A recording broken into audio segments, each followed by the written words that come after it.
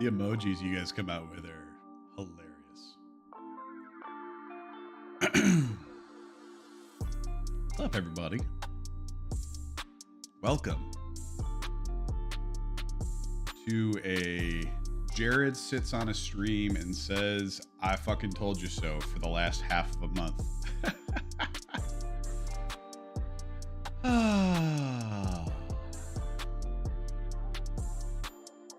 Brian D, what's up? Brian D. Good name. Ace, what's up, buddy?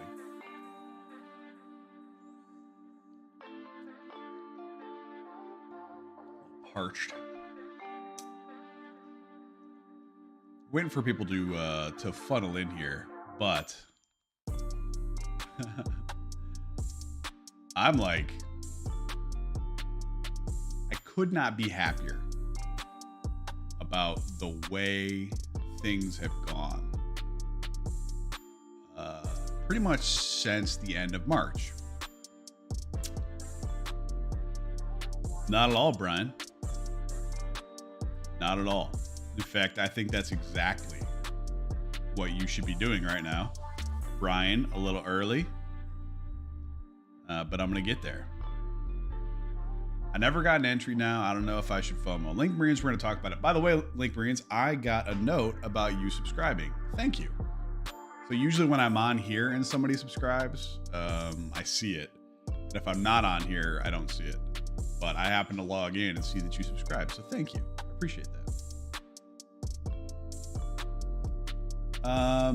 I think that you have a pretty good cause to buy the dip here, and I will talk about that. I always got to wait, like, where are we at? We're 2 minutes in. I just got to wait like 7-8 minutes before I really get into shit, or else I end up having to repeat myself. But how are you guys feeling? I mean, it's been a hell of a ride. Just looking at this, we're not going to go over it yet, but right here, March 13th, all the way back down. And here we are on the 13th, right here. Nice. Thanks, dude. Did it offline, had Amazon Prime. Yeah, I didn't realize how easy Amazon Prime is. That's pretty cool. But this right here, I always forget to resubscribe my own Amazon Prime to myself. I should just sub to somebody else. I'll just sub to Kaz. But yeah, what a month the last month has been. Look at this. Pretty wild, to be honest with you. If I would have told you,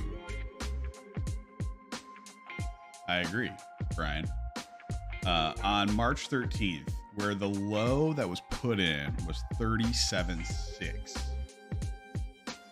This is where like perspective matters so much. Because if I would have told you when the low was in at 37.6, 30 days ago, if I said, how do you feel about us ripping up to 48.2 and then putting a bottom in again at like 39.2, 30 days ago, if I would have said that to you when we were, you know, everybody was bear posting .gif. I mean, just like literally fucking bears in abundance. I think we all would have taken it, right? Like we all would have jumped at that. So you have this like super interesting situation where it's been an extraordinarily productive month with everything that I was super fired up about last time essentially having come true. And people are still like hella bearish, you know? I'm meaning to change this as we wait for the masses. And it doesn't really make sense. I mean, we've literally been on top of this for 30 days, actually more than that. Ever since the trend broke, we've been on top of this shit.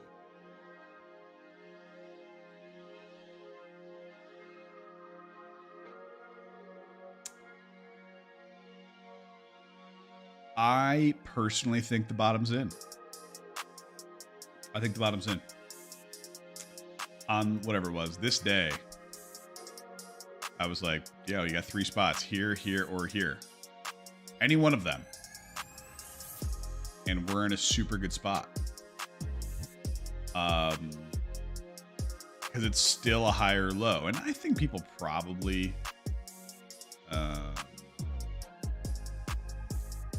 take for granted how powerful trends are. But I mean, look at this. This isn't even like a question as to whether or not this is the trend line right now.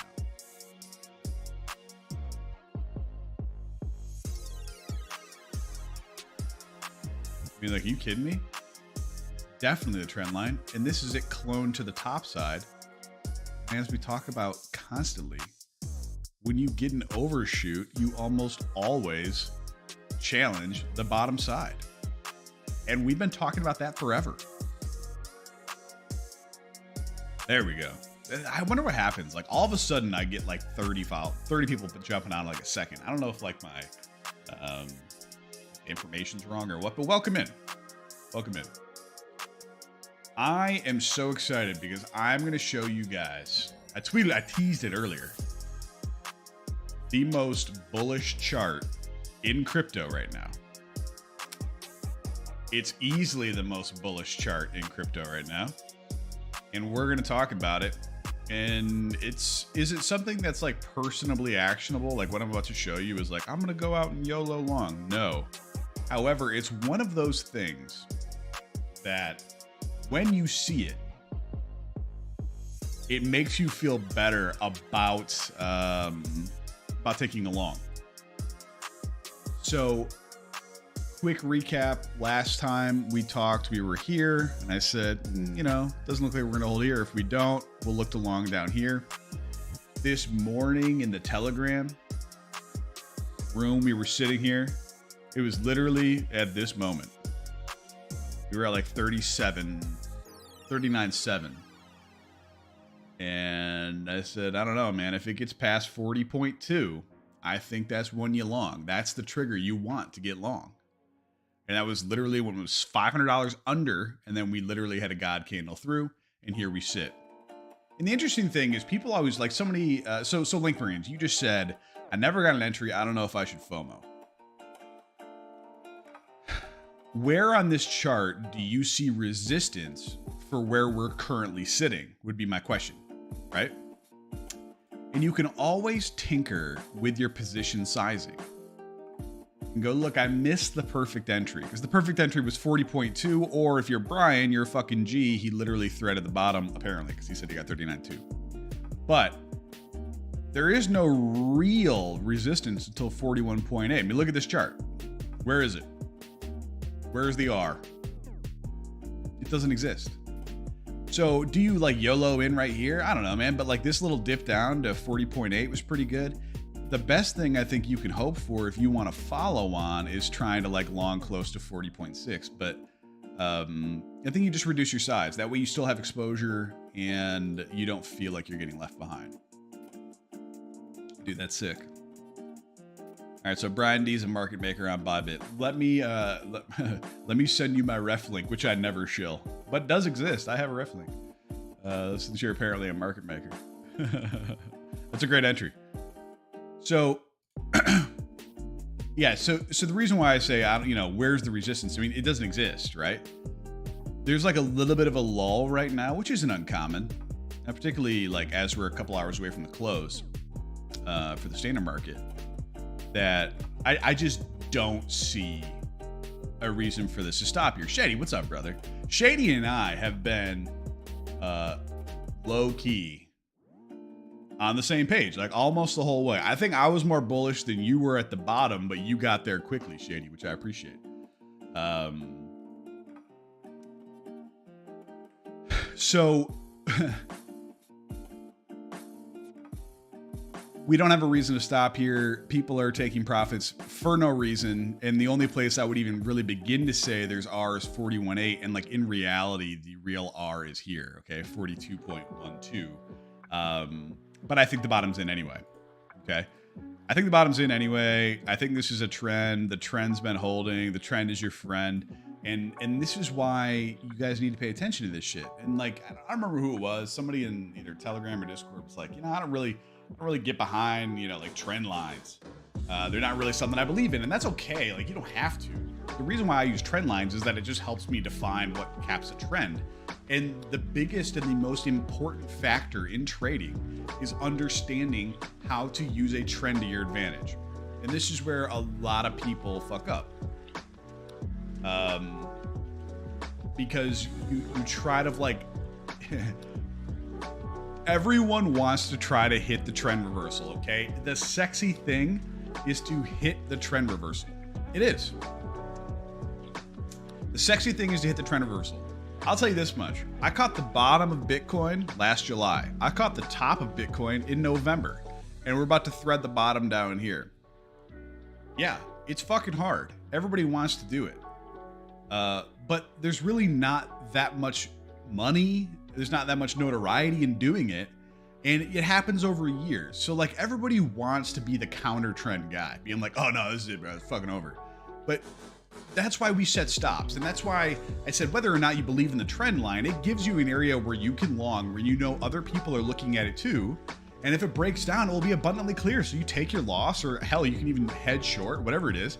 And it allows you very clear method of thinking. That's like the whole point behind TA, guys. The whole point is to give yourself a set of conditions where you can protect a trade you put on, or an investment, depending how you look at it. Really, we're talking about trading.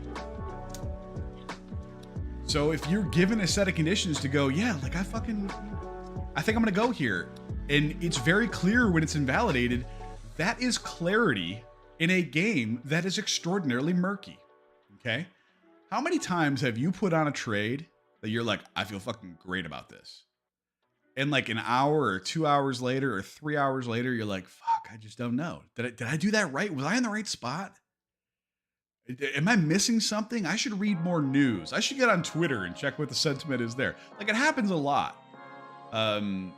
Where people just second guess themselves for no reason. So that is essentially what TA is.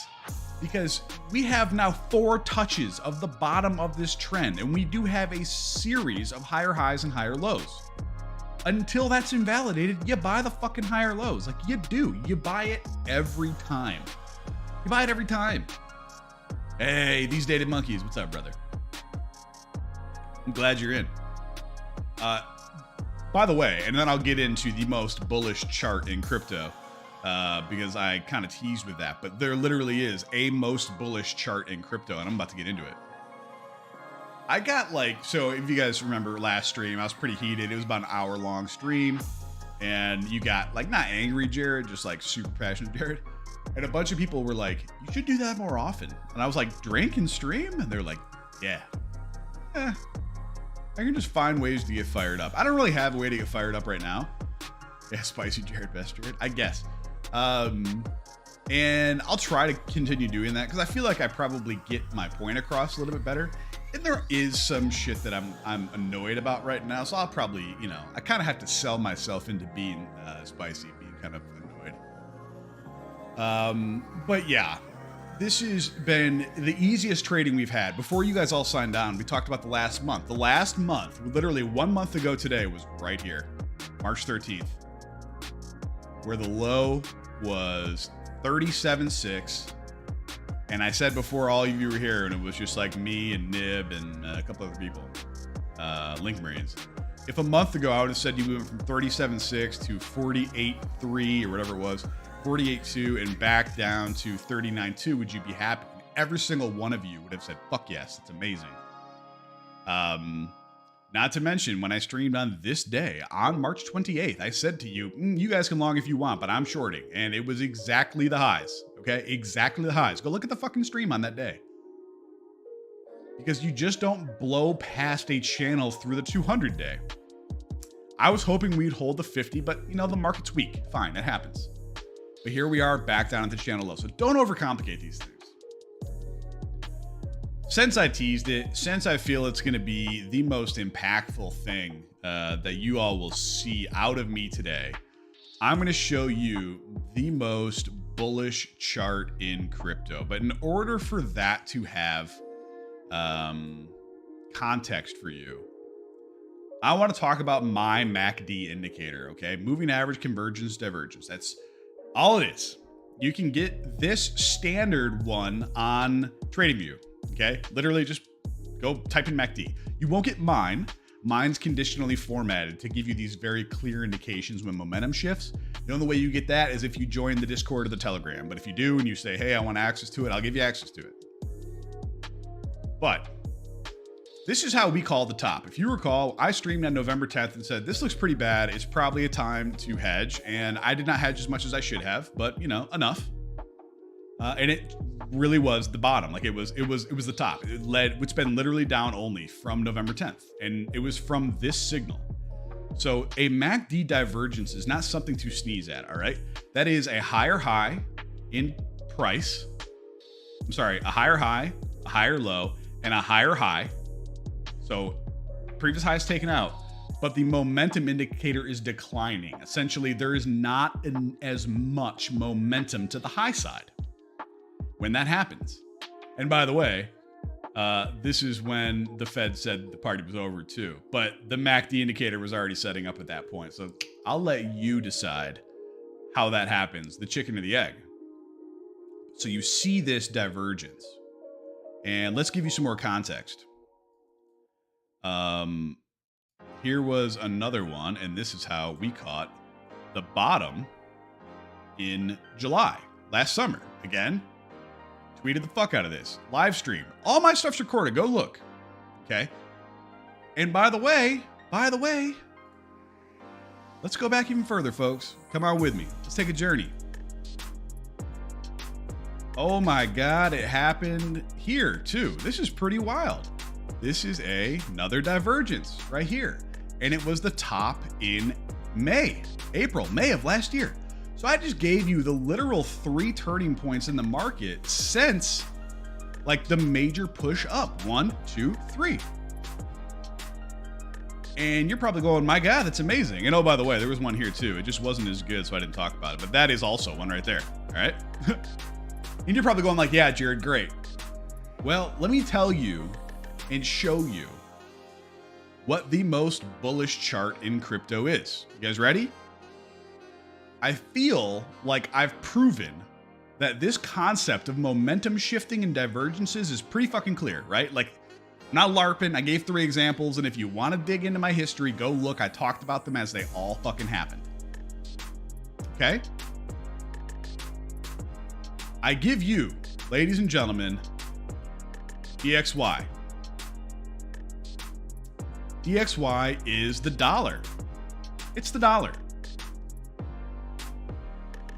The party was over last April and May in the spring. You guys remember that?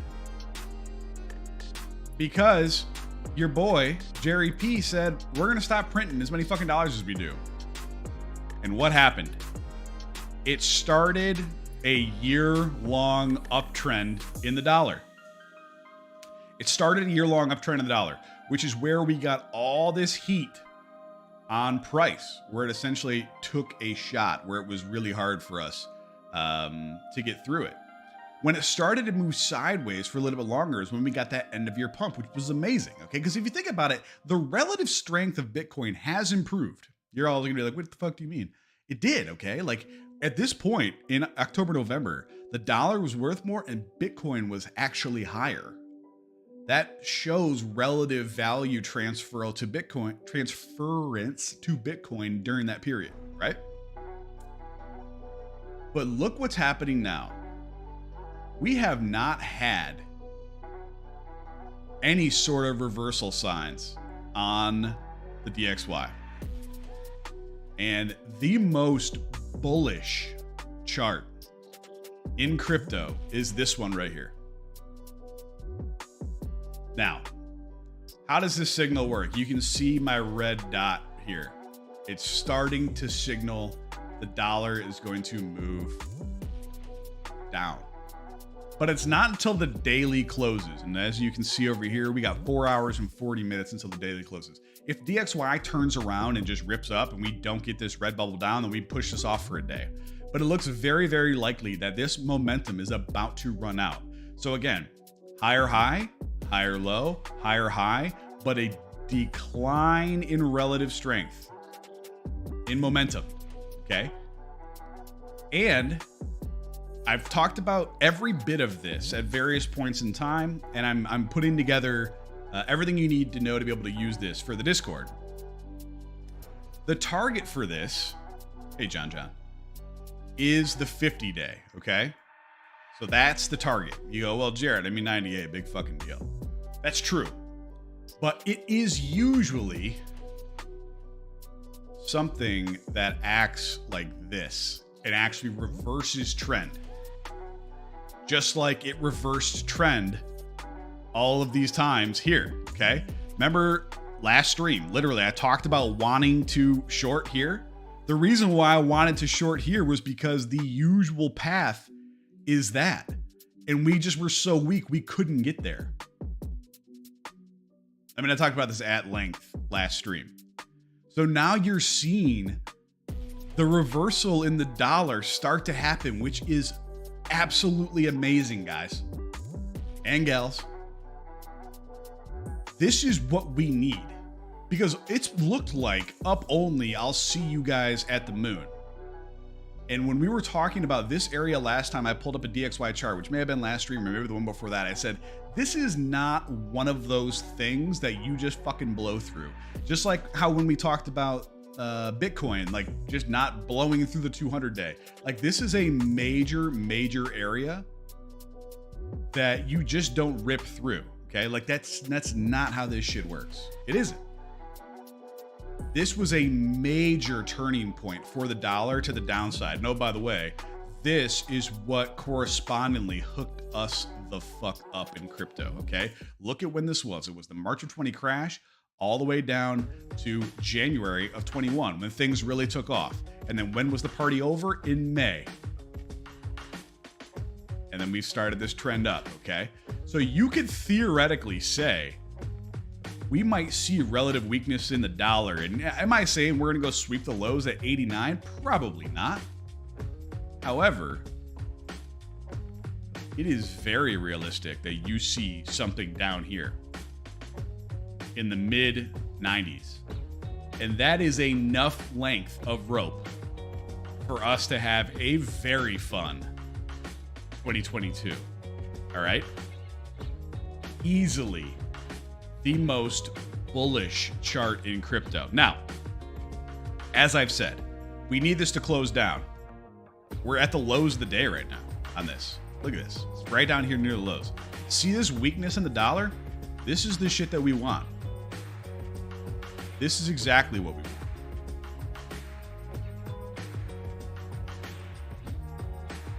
Yeah, no, like Pro GTV. Yes, that's what I was saying a few moments ago. That literally, the fact that Bitcoin was able to do what it did at this part of the year, even just moving up while DXY was moving up, was great. But this move down for Bitcoin was DXY trending up. And then now we're starting to get a little bit of a reversal there. So if we get this divergence on DXY, and it will confirm, this will be a confirmed daily bearish divergence in DXY in 4 hours and 35 minutes.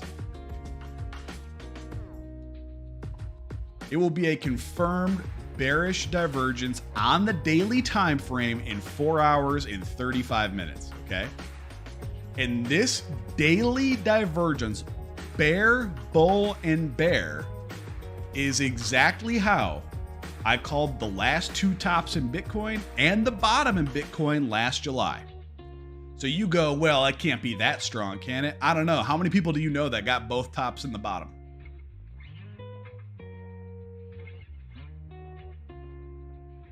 And it's not like I'm that fucking good. This signal isn't hard. I've just looked at it long enough and I check it constantly.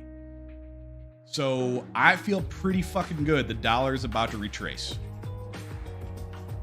Yeah, Pentoshi. Fuck, man. Pentoshi is his own deal. All right, I'm not going to get into that. I have muted Pentoshi and unmuted Pentoshi probably a dozen times.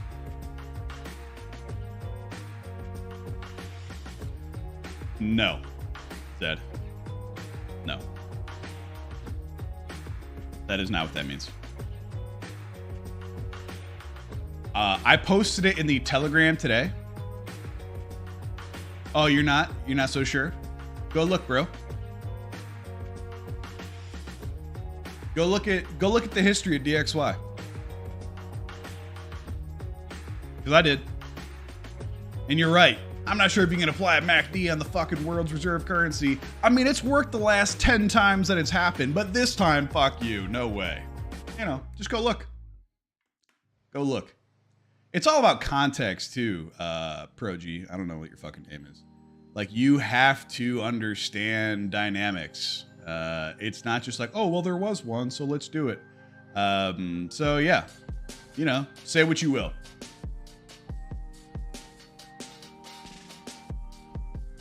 So we got this nice trend reversal.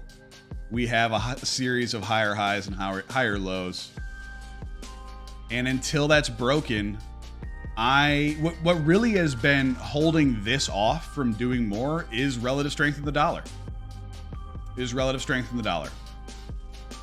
So if we get some dollar weakness, that'll be pretty fucking nice.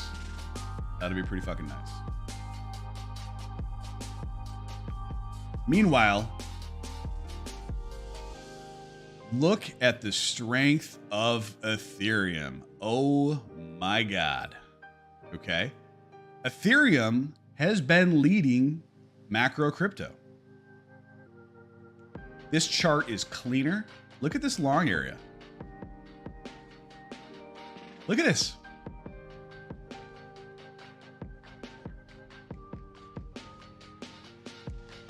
Right into the reload zone, right into the 50-day, right into a former pivot. Is this something alone where you go, yes, this is something I want? And by the way, John's exactly right. John has actually been paying attention for a long time. Perfect zero line reset. I was going to mention that for Zed. Zed, I don't really have a ton of time to lay into that, but I'm going to tease something here in a second. But John has the advanced class down, right? The zero line reset is still positive. If all it does is come back down and scoop the zero line, that burns off momentum. It burns off trading momentum. And then you can move higher from there. It's what you need to have happen for the next leg up. If you recall, when we were here, I said, I'm hedging because we're going into the 200 day. And quite frankly, I don't want us to break out. Literal words. I don't want us to break out. And the reason why I said I did not want us to break out is because when you see some huge deviation to one side and it fails, you almost always test the other side. But if you can stay relatively forecastable, that's how you get this, all right? And it's the more productive trend over time.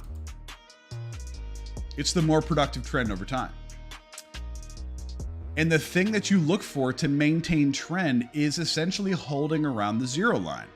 It's when things get really fucking crazy that you see those reversals. So it is far more productive to maintain your channel. And look what Ethereum did. Oh my God. It literally got to the exact point where it was like, are we going to blow this thing off or not? We got a perfect Fibonacci retrace. I'm not a huge fan of Fibonacci's. I've talked about it before. You're probably, like Project TV, like that's pretty much exactly what I'm saying. That's exactly what I want to have happen.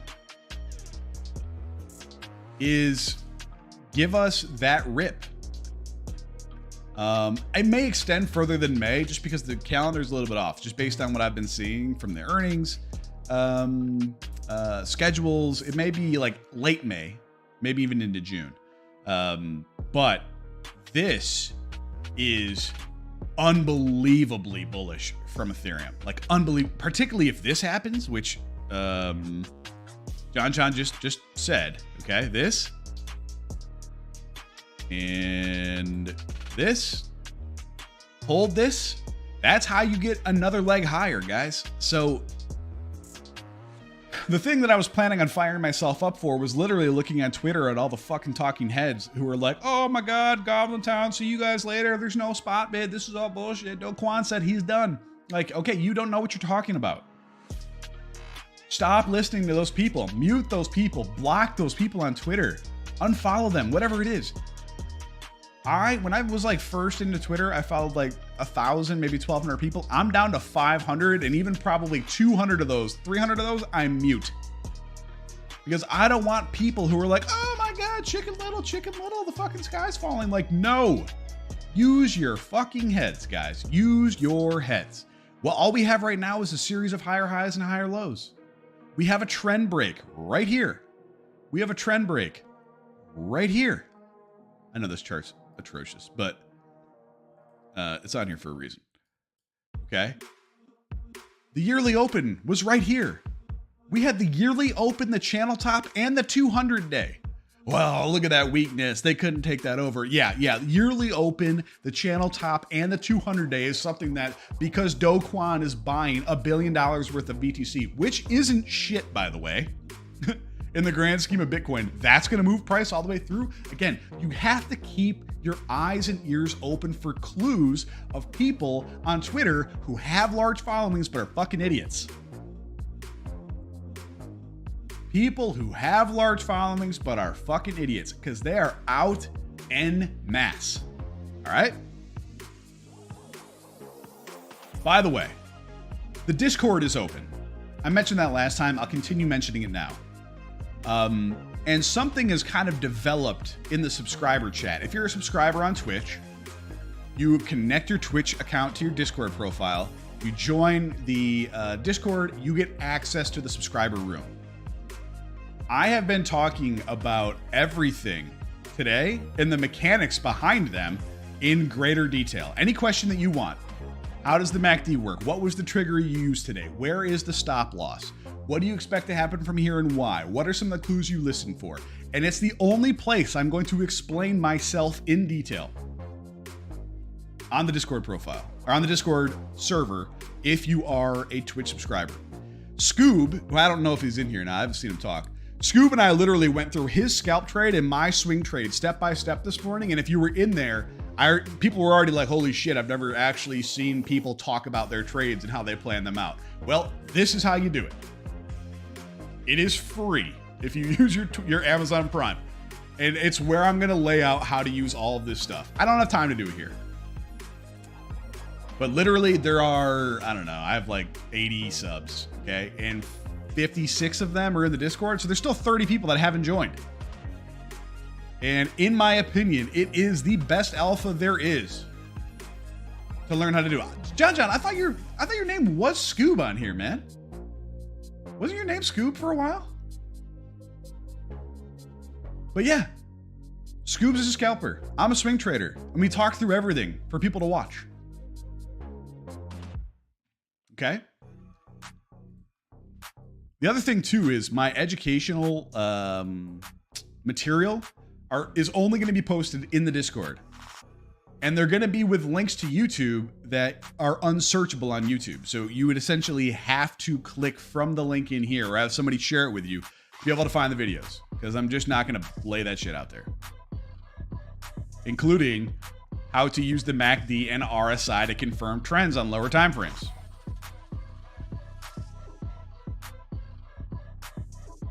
But yeah, this looks amazing. We're absolutely going to 42, probably tonight. Probably tonight. Speaking of, this data just rugged, but what is it right now? Juno is 1866 right now. I am pretty sure the bottom's in on Juno.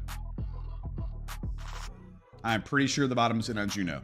I made a fairly significant purchase this morning when it was in the 17s. So I've added to my position, put my money where my mouth is. Karcher, if you're in here, Karcher won the bear case contest. And I was going to send him $200. The Juno address he gave me was not a valid address. So I don't know if he just like, fat fingered an extra letter in there, but I got $200 for you, man. If you want it. And then Willix Tanley, or whatever the hell his name was, has never responded to me. So he's the other 200. One guy already got paid. The question from Zed was, are you expecting to sweep at 39.2 lows after hitting 42K? Absolutely not. Nope. Nope. Not at all. What I'm expecting now is essentially this again, but here.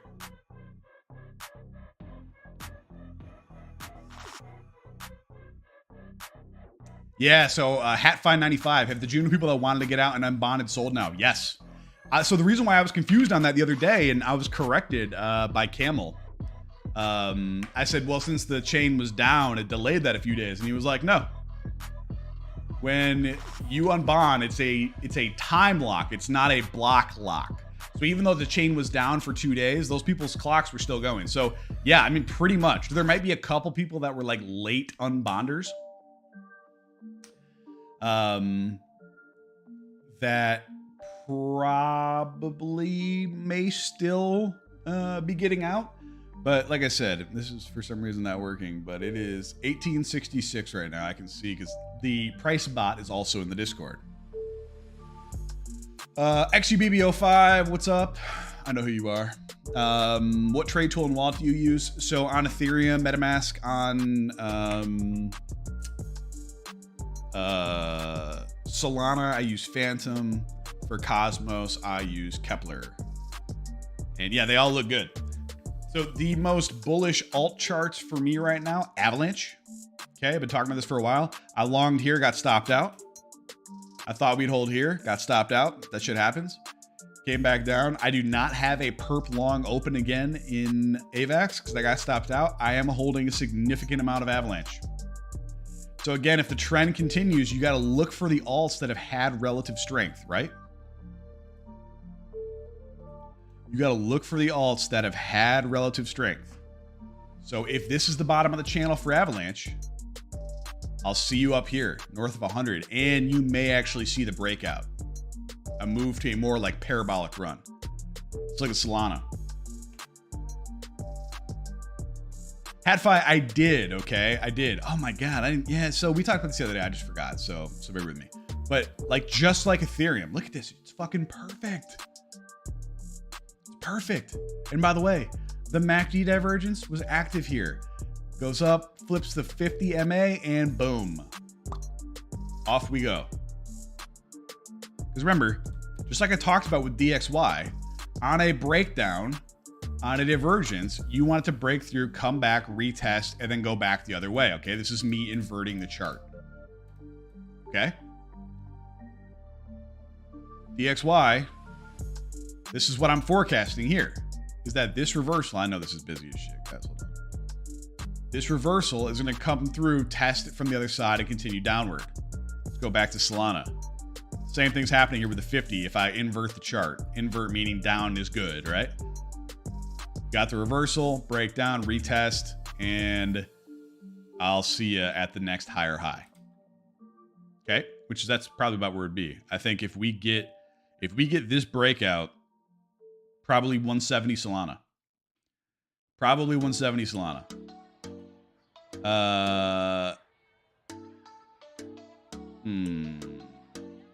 That is technically a divergence, but I'm not fading Luna. That'd be stupid, so don't do that. Avalanche, less strength, but I think they have a lot of stuff coming. I inverted the chart yesterday. It looked like weakness. I mean, really, like, all joking aside, guys, and this is just like a little brain hack for yourself. I need a better fucking chart that I don't have shit on. But like, would you buy at resistance like this? No, you probably wouldn't, right? You'd probably short this area. And just like when I was saying down here, when we were at highs, when we were calling the top on Bitcoin for the second time, I was like, I don't know, guys, invert the chart. Would you short here? Is this where you would short? If you turn the chart over, do you look at it and go, yeah, you know what? I think this is ripe to short even further. Meaning short to 100K? Like, it's pretty dumb. It's pretty fucking dumb. So just use it as that, like, am I drinking the Kool-Aid right now? It feels like I might be drinking the Kool-Aid right now. Like, invert your chart, see if you feel any differently. All right, a couple people asked about Algorand.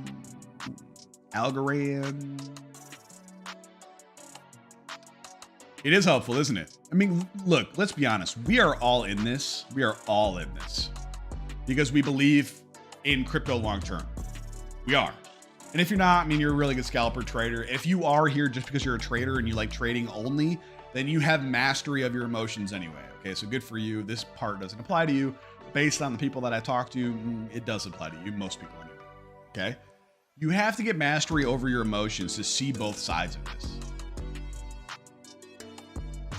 And try to see the bear case at all times.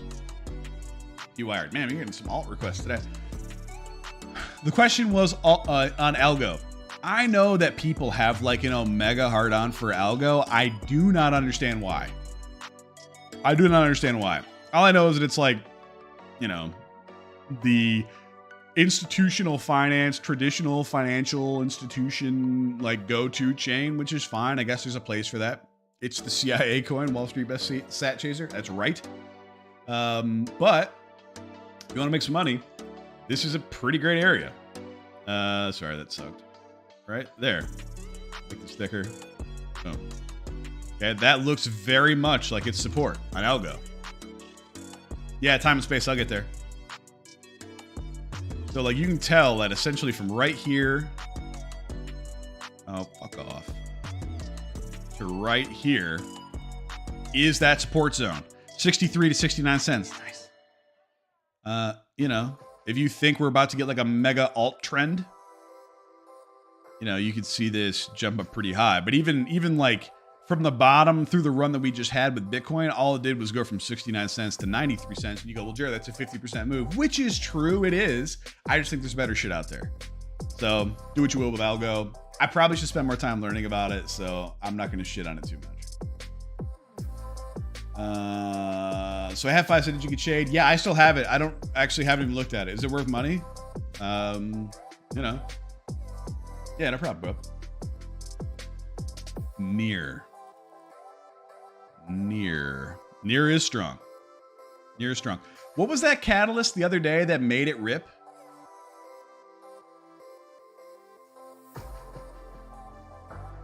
Why did everybody? Oh yeah, that's right. Dollar. Yeah.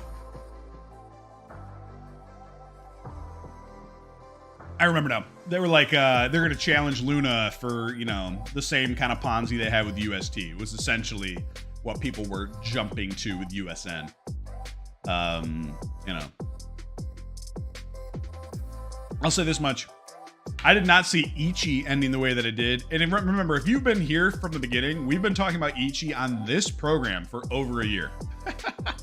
Because I liked the idea of it back then. We talked about it ad nauseum. When I got hacked, the guy stole and sold all of mine. So, you know, whatever. But literally watched it just be a stablecoin forever, then ripped up to $150 and down to $1.73 in like 72 hours. So, whew, that is both sides of the coin if I've ever seen it. Yeah, so Near does look good though. Like all jokes aside, is there a Near ETH pair anywhere? Yeah. That's probably the most bullish case for Near, is that Ethereum looks better relative to Bitcoin right now, and Near looks better than Ethereum, okay? This is that relative strength lesson that I've given a dozen times on this show, but I've never actually recorded anywhere. You need to actually look at other alts and how are you performing versus others, okay? Please do that. Yes, I own STG. I will talk about it in a second. Just a reminder that, like I said the other day, this did not look like a logical place for ETH BTC to stop, particularly after we already broke out of the channel. We didn't do all that to just do this. ETH BTC is like the only thing out there that is presently sitting above its 50-day and its 200-day. And you know what, guys? You know what? I want you to fucking write this down. I want you to write it down for fucking Coin Market News or whoever it is. It looks like in about a week or 10 days, you're going to read this article. Okay? You're going to read this article. You guys ready?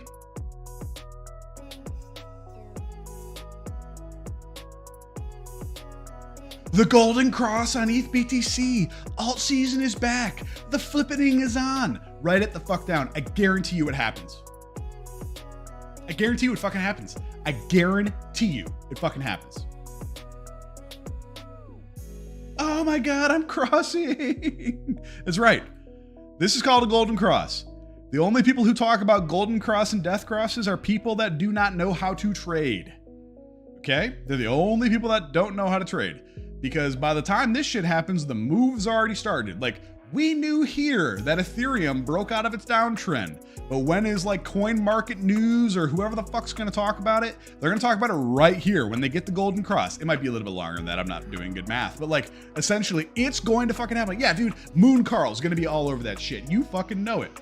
So just know, anybody who tweets, talks about, reports, speaks about, wax philosophic, fucking whatever it is, and they talk about the golden cross, those people are morons. Block them, delete them, mute them. They're idiots. And they're not worth your time. Golden cross and death cross people, if they're stupid enough to talk about that shit, they out themselves for being morons. Eh? Just remember. By the way, XUBB05 subscribed with Prime. Thank you, my friend. Appreciate you.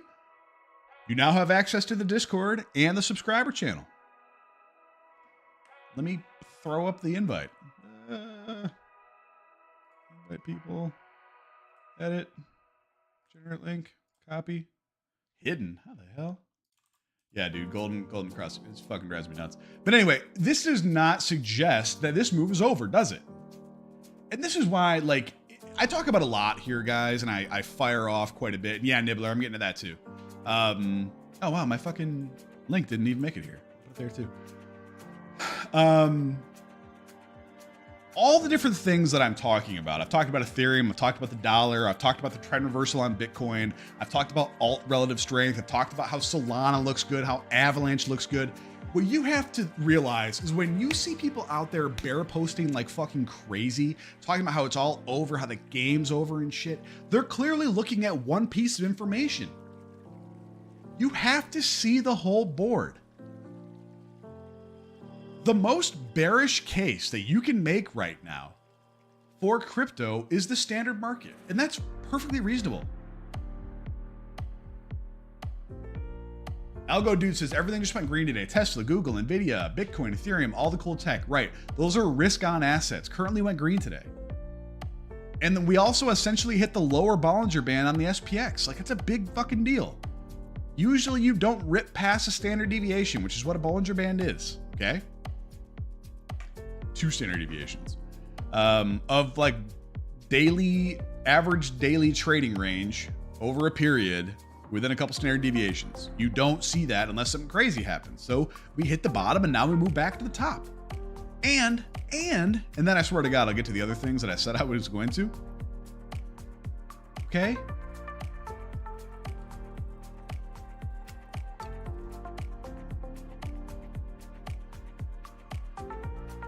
This is an inverse head and shoulders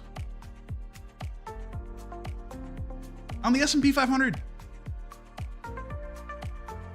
Want to see it? You fucking ready? Oh my God. There's no way he could have known that was going to happen.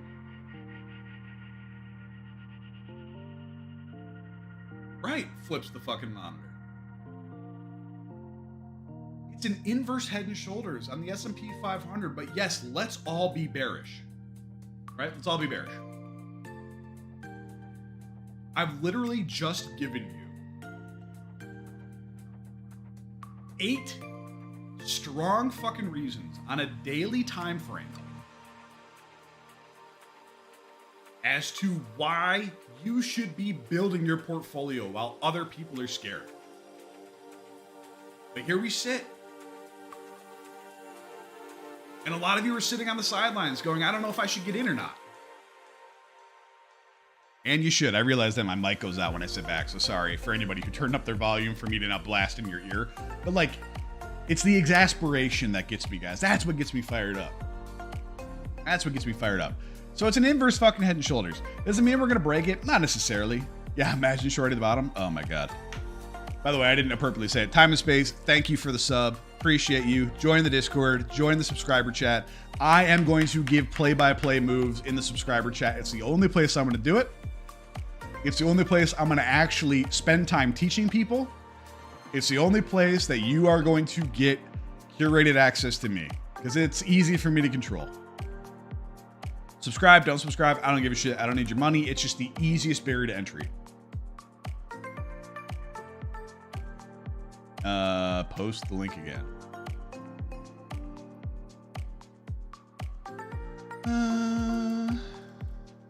There you go. That's the link. Join the Discord. Have a good time.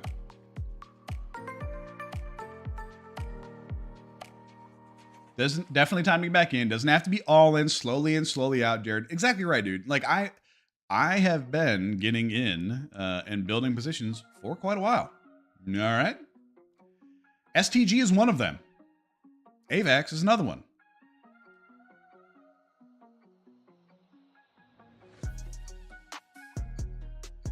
So by the way, Pro GTV, you kind of set me off with being like, I don't think, the MACD, blah, blah, blah, is big enough for the reserve currency, yada, yada, yada. Yes, I do not say that with only one thing in mind. And this is something you'll hear. I don't know if you've been around here for a while or not. I've never really seen your name. But this is one of those things that if I talk about it, it's heavily vetted. Okay. And the way that I heavily vet things, my method is by applying context out of many situations into a stronger signal. It gives you high probability wins. Like I was talking about Scoob today in the subscriber chat. He's a scalper. I can't do that, man. I'm too lazy. Can we have a sub channel in Discord with your play setups, please? Yeah, I'll try. The thing is, it's hard for me to do that shit live. Like I can do it, but like, I gotta be honest with you, getting my positions in first is gonna matter more than me posting in there. But I guess I could put like a history. I'll message you to say when I'm doing it, but I'm not going to give you the setup as I'm building my position. Sorry, me first. Scalp long is printed, dude. I told you that was a good entry. What'd you get, like 40.8?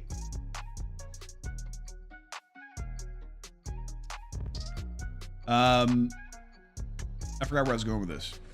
Fuck. Anyway, join the Discord. You don't have to be a subscriber to join the Discord, guys. You don't. Just to get access to the subscriber room. There's plenty of good shit in there. Like, for example, BAP, Zach, BTC BAP, who has his own great podcast you guys should listen to, posts a bunch of Bitcoin information in there. Things that are happening with Bitcoin, things that are happening, that's what it was. It was QQQ. Things that are happening, Lightning Network, et cetera, et cetera. Yeah, it's essentially the same thing, okay? This is still an inverse head and shoulders. It's the same thing as the S&P. The thing is, like, everything's moving together right now, okay? There's just been relative weakness with high beta, which is what QQQ is, right? It's the top 100 for the NQ. So if we hold here, see you back at the top. If it breaks out, I'll see you here, okay?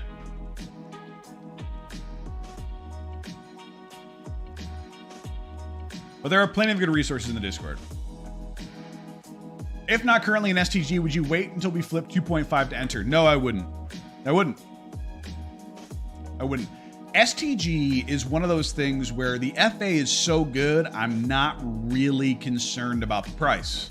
And they've already said they have like mega announcements coming up in the next week. 2 weeks? I don't know exactly when it was. I had it in my brain. I knew it was going to align with the next leg up in Bitcoin. And I was like, sweet, I'm buying. So I have a lot of STG right now. Not STD, STG.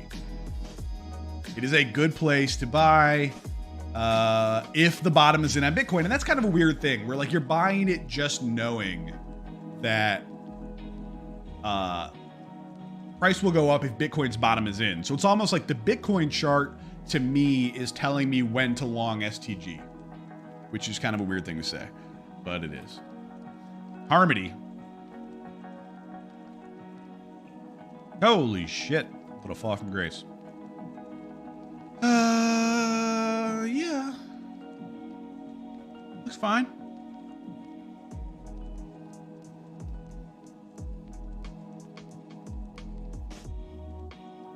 Good way to look at it.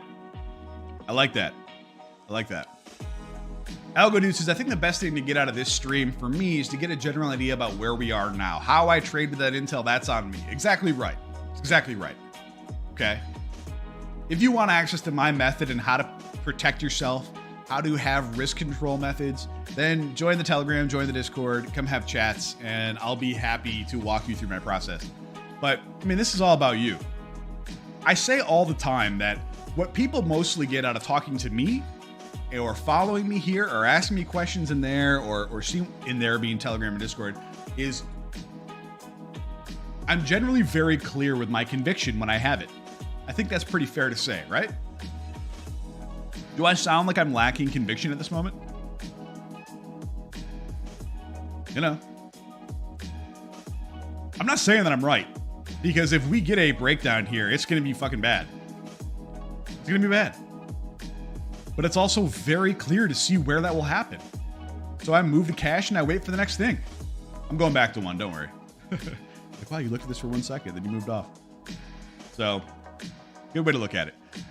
Harmony 1. Yeah, I mean, I would be shocked if they gave this level back up, because you can see that it was big over here. This was the flip that led to like the cup with handle happening. I remember talking about this last summer, which is funny.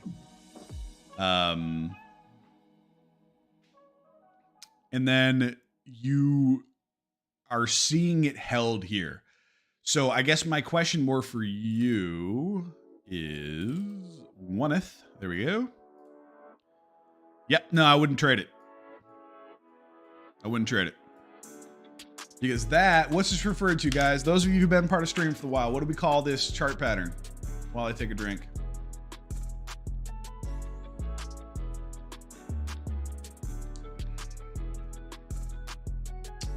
What's this chart called? Yeah, it's the poverty chart.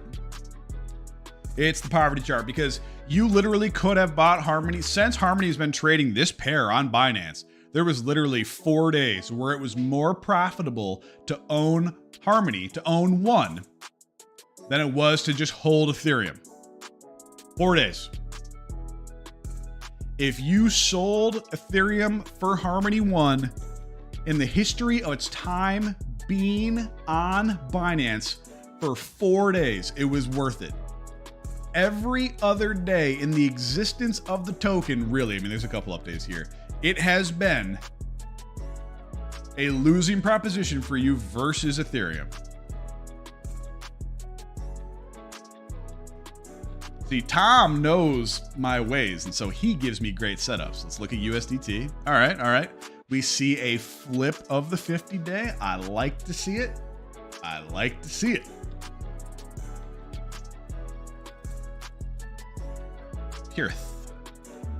So I'm gonna have to do that manually, Tom. I'll go to BTC first. Same thing. Pretty good.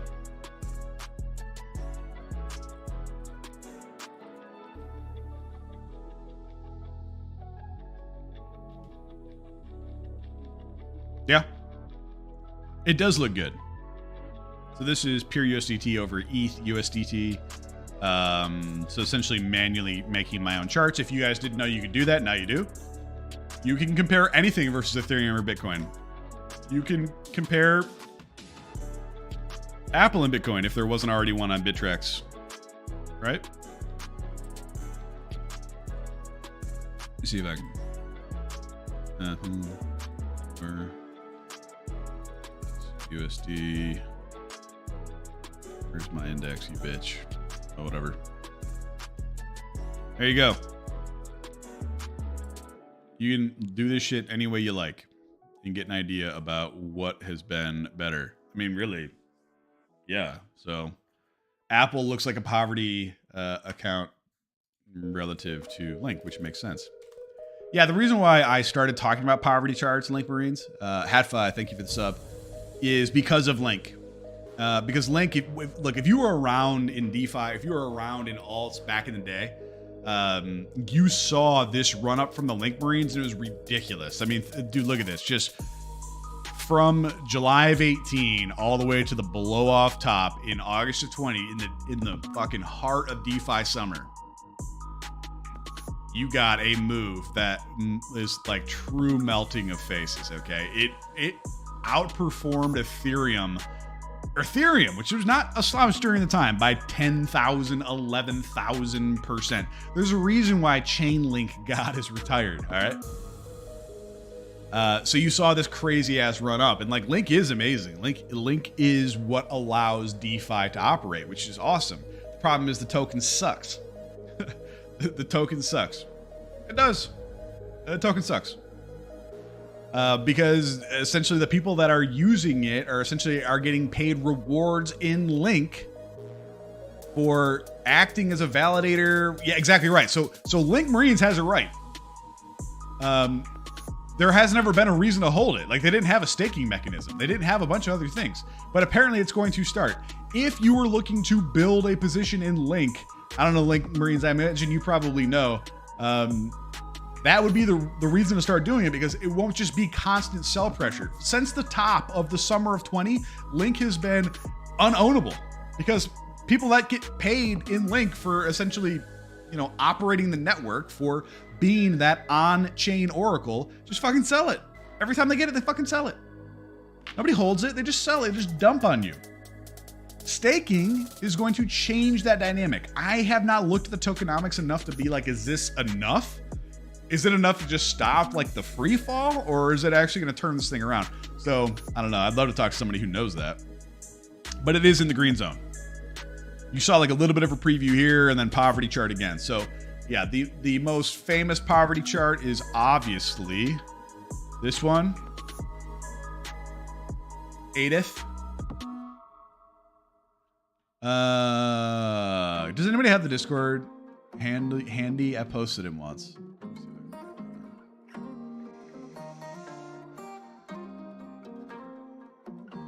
Yeah, that worked. There you go. That's how you join the Discord. You got to add your Twitch account to your Discord profile, or else you'll just be a member in there. You won't actually have special privileges. Yeah, so ADA, pretty good example of this too. Is that a Batman with a hands up? Oh, yeah. Kind of looks that way. Kind of looks that way. By the way, another one. I have to open up another window to make sure my shit isn't connected. Give me a second.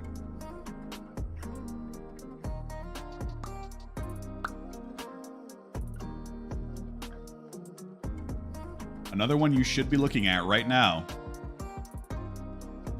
is Joe on Avalanche.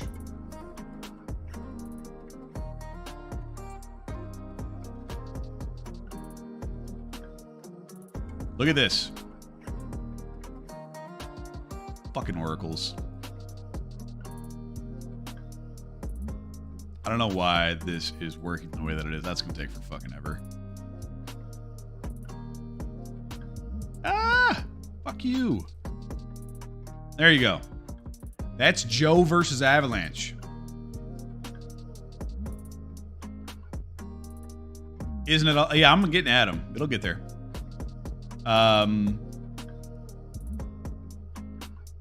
This is Joe since 2 weeks ago. Joe has been vastly outperforming Avalanche. They reworked their tokenomics. They're slowing down emissions. There's an actual like VE war for Joe. There's VE Joe. There's S Joe. This is a good move. Joe is a great token on Avalanche. It might be the easiest play on Avalanche, particularly if you trade with size. And look, I trade more than most of you. I don't trade with size. All right. Compared to like what matters for this. But if you are I want to splash $10 million into something, this is it. Okay. This looks really good. This is the Joe Avalanche chart. This is a reversal in the Joe Avalanche chart. VE Joe is awesome. You're right. VE Joe allows you to pump your yield in other LPs. Like, it's a big deal. It's a big deal. So Joe, STG, Juno, PYR looks really good. I don't know what it is, but if Tom's saying it's good, he doesn't just shill shit. Remember, you got Tom Arai. Tom was all over Arai for a long time. And that had a crazy ass run. Yeah, by the way, that's right. I have a ton staked in SJO just because I'm kind of lazy about it. The yields are paid out in USDC. The yields are paid out in USDC. It's fucking crazy. By the way, I first bought Joe at 22 cents and I sold at 60 cents. Pretty sweet. Anyway, Yes, Atom. You look at Atom and you go, boy, this looks like shit. And you'd be right. It does look like shit. That isn't terrible, actually. It looks better than I thought it would on the weekly. But you see this little loss to the downside, but it's still holding these lows. I pulled up the Atometh chart before. And yeah, it looks like shit. That's not the one I wanted. There's one that has greater background than that. Is it cracking? Ugh. Yeah, there it is. Fuck. So, yeah, this is not great.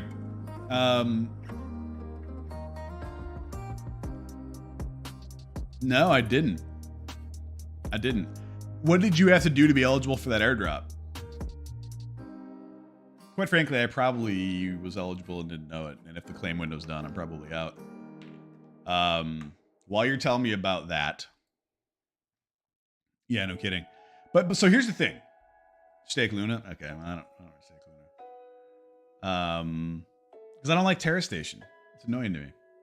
If they could just onboard Kepler and stop being dicks about it, it'd be pretty awesome. By the way, Bitcoin 41.5. I don't even get like a... No.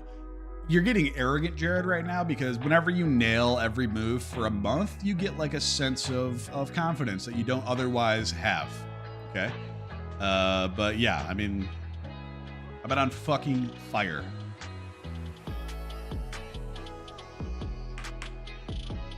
Very streaky. So Atometh, yeah, looks like shit. Here's the thing about Atom. And thank you, Bap. Good to have you back. Atom, of all of the like alt side chain shits, Atom matters the least. Fright guy. Nice emoji. I like it. Atom matters the least because, like, when you think about Joe, you look at Joe relative to AVAX, or you look at Joe even relative to Ethereum if you're thinking about, like, bridging. Avalanche's tokenomics literally has very little bearing on the prices of the other chains' tokens because they are separate blockchains. So, if Atom matters, and they're doing what they can to help the protocol make more money, but it's just not there yet. The thing is, like, that is kind of its own independent thing versus the other alts or the other things in the Cosmoverse. It is 100% true that we want Atom relative strength because it does pull in more people, and people are willing to do more, right? Like, they, if Atom is up, then that's great. But it's less important because, like, Juno is not denominated in an Atom. It's not. Its major trading pair is UST. Right? Like, so it'll hold off the moves in the underlying asset because there isn't really an underlying asset. It may actually be Atom, but I mean, there's Osmo, there's Juno. I mean, there's a bunch of different LPs that are more independent. Speaking of Juno, yeah, Prop 18 didn't get there. Sorry. You should vote no on Prop 18. It's stupid. Prop 18 is essentially CCN going, all right, look, we'll give you half. We'll give you half to just shut up. How does $120 million sound? I'm going to give you $120 million. I'm going to keep $120 million, but I'm going to give you $120 million. No, fuck that. No, I voted no. That dude sees the writing on the wall. I think that Prop 19, because they got to 18 first, will... Yeah, no with veto for sure. Will be resolved soon. I think all the people that unstaked have sold, and you're going to see raw incentives. You're going to see other airdrops happen on the snapshot after. You're going to see the whale situation resolved. And then we're going to be back to the same situation that we were in before, where there literally isn't an opposition party to Juno, and we're going to get another leg up. And you go, Jared, there's no way you could know that. There's no way you can know that. How do you know we're going to have another leg up? Because the same conditions that existed last time, without having an opposition party, exist this time. Now, there will be people that cut bait at certain price levels along the way, so it will not be as easy. But those will be absorbed. all you need are more projects, are more airdrops, are those types of things to come out. No more. Yeah, no, look, that cost me, not only did it cost me like $500,000 in my position, it also cost me, I gave out $600 for that little stunt that I did, and I paid $500 to promote that tweet. That was a massive negative move for me. So no more searching for bear cases on Juno or moi. Mark B just showed up, said, do you think the Juno and Netabottom is in? I do. And really that has as much to do with Bitcoin as anything else.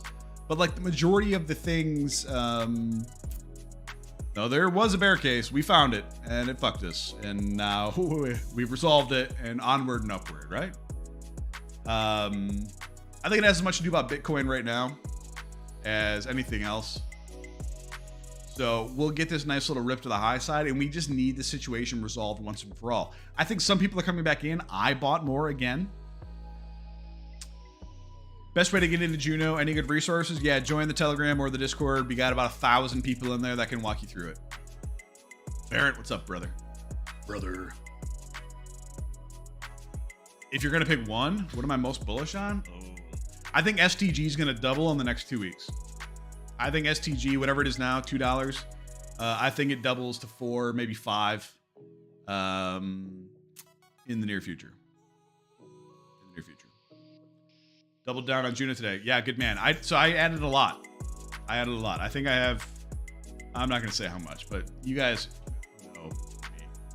It's not a small amount.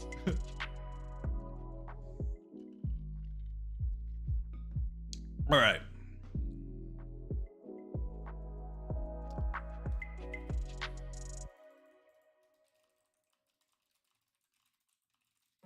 What other questions you guys have? I'm thinking about bringing on BAP to talk about the Bitcoin conference.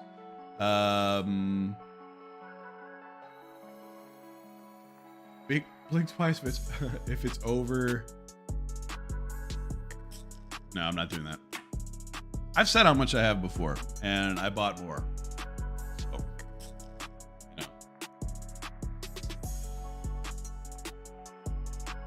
know. Hold on a second.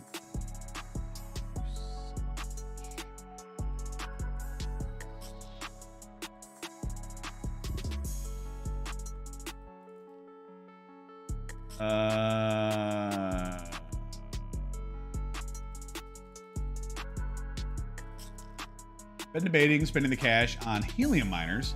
Do you have an opinion on this, good or bad? I don't think that I am the right person for that. Somebody in here is, though. Start meeting now. Copy. All right, I gotta pause this. We're gonna see if BAP's gonna come on. So BAP's about to come on. You can talk about it. If BAP comes on and his microphone sounds like shit, I'm going to kick him off the stream because he doesn't have his primary microphone. But the reason why I want to have BAP on was he follows Bitcoin closer than most of us. And that's why in the Discord, he has his own channel. The BAP's Bitcoin Corner, or Bitcoin Corner by BAP, whatever the hell it's called. And I really like that he stays on top of that because, quite frankly, I'm not interested in it. I'm not interested in being like, I only have so much time and energy to stay on top of shit. I spend the majority of my time talking with you all, teaching people, and looking for alts. Okay. Mark B, what is STG? STG is called Stargate. If you go to stargate.finance, you should get a pretty good overview. But it's essentially the first project launched on layer 0. They have the best bridge with zero slippage across all chains. And one of the things that they announced that they're going to be plugging in the next week or so is Cosmos. They're going to have a bridge into Cosmos. It's going to be the first bridge into Cosmos that isn't a piece of shit, which is amazing. Like, that's what we want. That's what we're going for. But there are other things too. So STG is the governance token of essentially the Stargate, if you will. BAP, are you there? What's up? Hey, what's up, brother? How's the mic? Can you hear me okay? Yeah, it's pretty good. It's pretty good. Thank you from cooking friends. Yeah, you know how I am, dude. If it's bad sound, which is, Well, yeah, we were just talking about that this morning. yeah. You're like, I Like, don't have my main mic, though. I'll still come on. Yeah, I don't really want you to if mic sounds like shit. But this sounds good. Let's say this. That's why I prefaced with it. Yeah. I will say this. Your alternate microphone sounds better than Carlos's primary microphone. So, that's... And I like to give him a hard time on that. throwing shade. Carlos, you hear that, man? If you're listening. Nah. See, here's the other thing about Carlos, which I don't blame him. He's got a lot of shit going on. He does not listen to the shows he's not on. And I got no problem saying that. If he's not on, he doesn't listen. Like, fine, do you. When he's got something to talk about, he'll come in. By the way, Juno 1881, we saw it under $17 like not that long ago. Yeah, did I was listening to the stream right before you had me on. You said you're going on a buying spree or did? Got some finally? I have waded in about half of my available cash. No kidding. Wow. Yeah, man. It did bounce pretty strong. What was it, like 15, 16? It makes perfect sense as for where it is. Hold on. I'll pull up the chart. I just got to make sure my wallet isn't connected. And then I'll actually pull it up. I don't want you fuckers looking at my shit. The thing about, like, I'm in Bitcoin to a lesser degree, but when these cryptos bounce, man, like that's why I just have to buy no matter what. Like if it's going down, I just buy on the way down because I can't time the bottom, and it's like you're 10 minutes late, and it's a 10% move upwards. So it sucks, dude. It's like it's a real concern. All right, so yeah, let's look at this. So here's your mass unbonding day. We got this little the 12th, literally yesterday. We got this big sell down to mid 16s, and here we sit, dude. Like sitting. Look at this. That was a big candle of volume. Wow. I didn't notice that. Yep. Yeah. So, I mean, that's what we're expecting. We're expecting all the unbonders. It's kind of poetic because I think the people that unbonded were the people that were like kind of late. And like they like got in because it was like popular to get in at the time.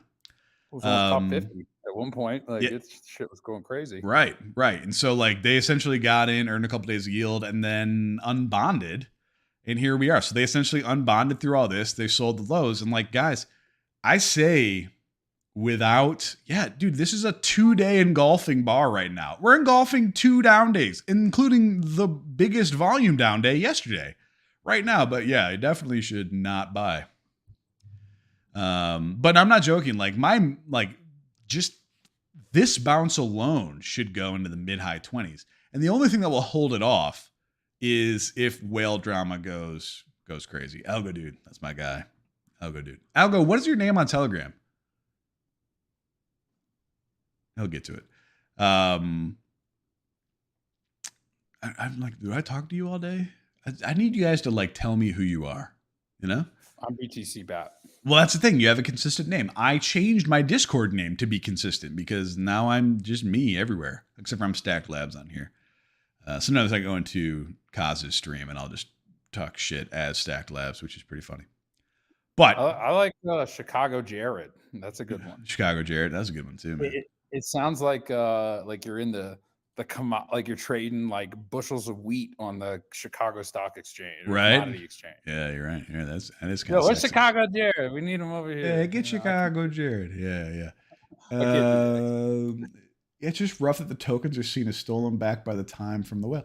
Yeah, you're right. Long live Simba in a big consensus I see. I mean, look, it's a shit situation. It is what it is. It's about to be resolved. We move on. Yep. No, I got you, brother. Algo dude's funny, though. I didn't know that was your name. I mean, Andy and I talk a lot. I didn't know that's who you were. Anyway, we had a conference last week. Yeah, this is BAP. By the way, I think I have your... are you guest 2? Look at that.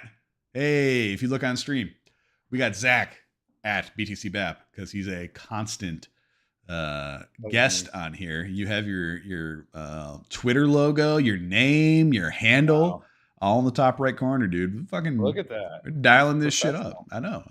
If Ataxia ever gets a new mic again, he'll be able to come on.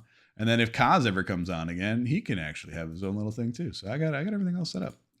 Go ahead. Just dropped an episode with Ataxia like an hour ago That's great. On the podcast. How do you So get it? you can hear how shitty his mic sounds comparatively. It's really bad. I mean, I'm not gonna lie. He's like, yeah, Uh, I own a Bored man. Ape, but I do not own a $50 microphone. I own a Bored Ape, but not a microphone. Wow. Love it. Poverty chart.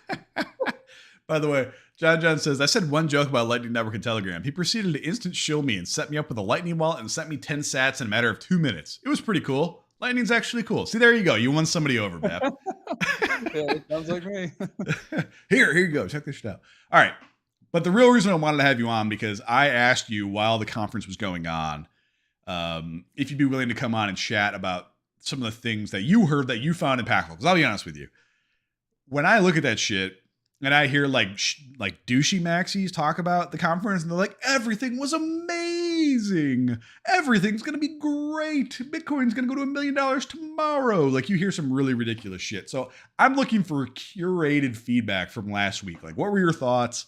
I guess just start there. I don't need you to polish this. Just like, you know, from your head, like, what were your thoughts on the Bitcoin conference last week?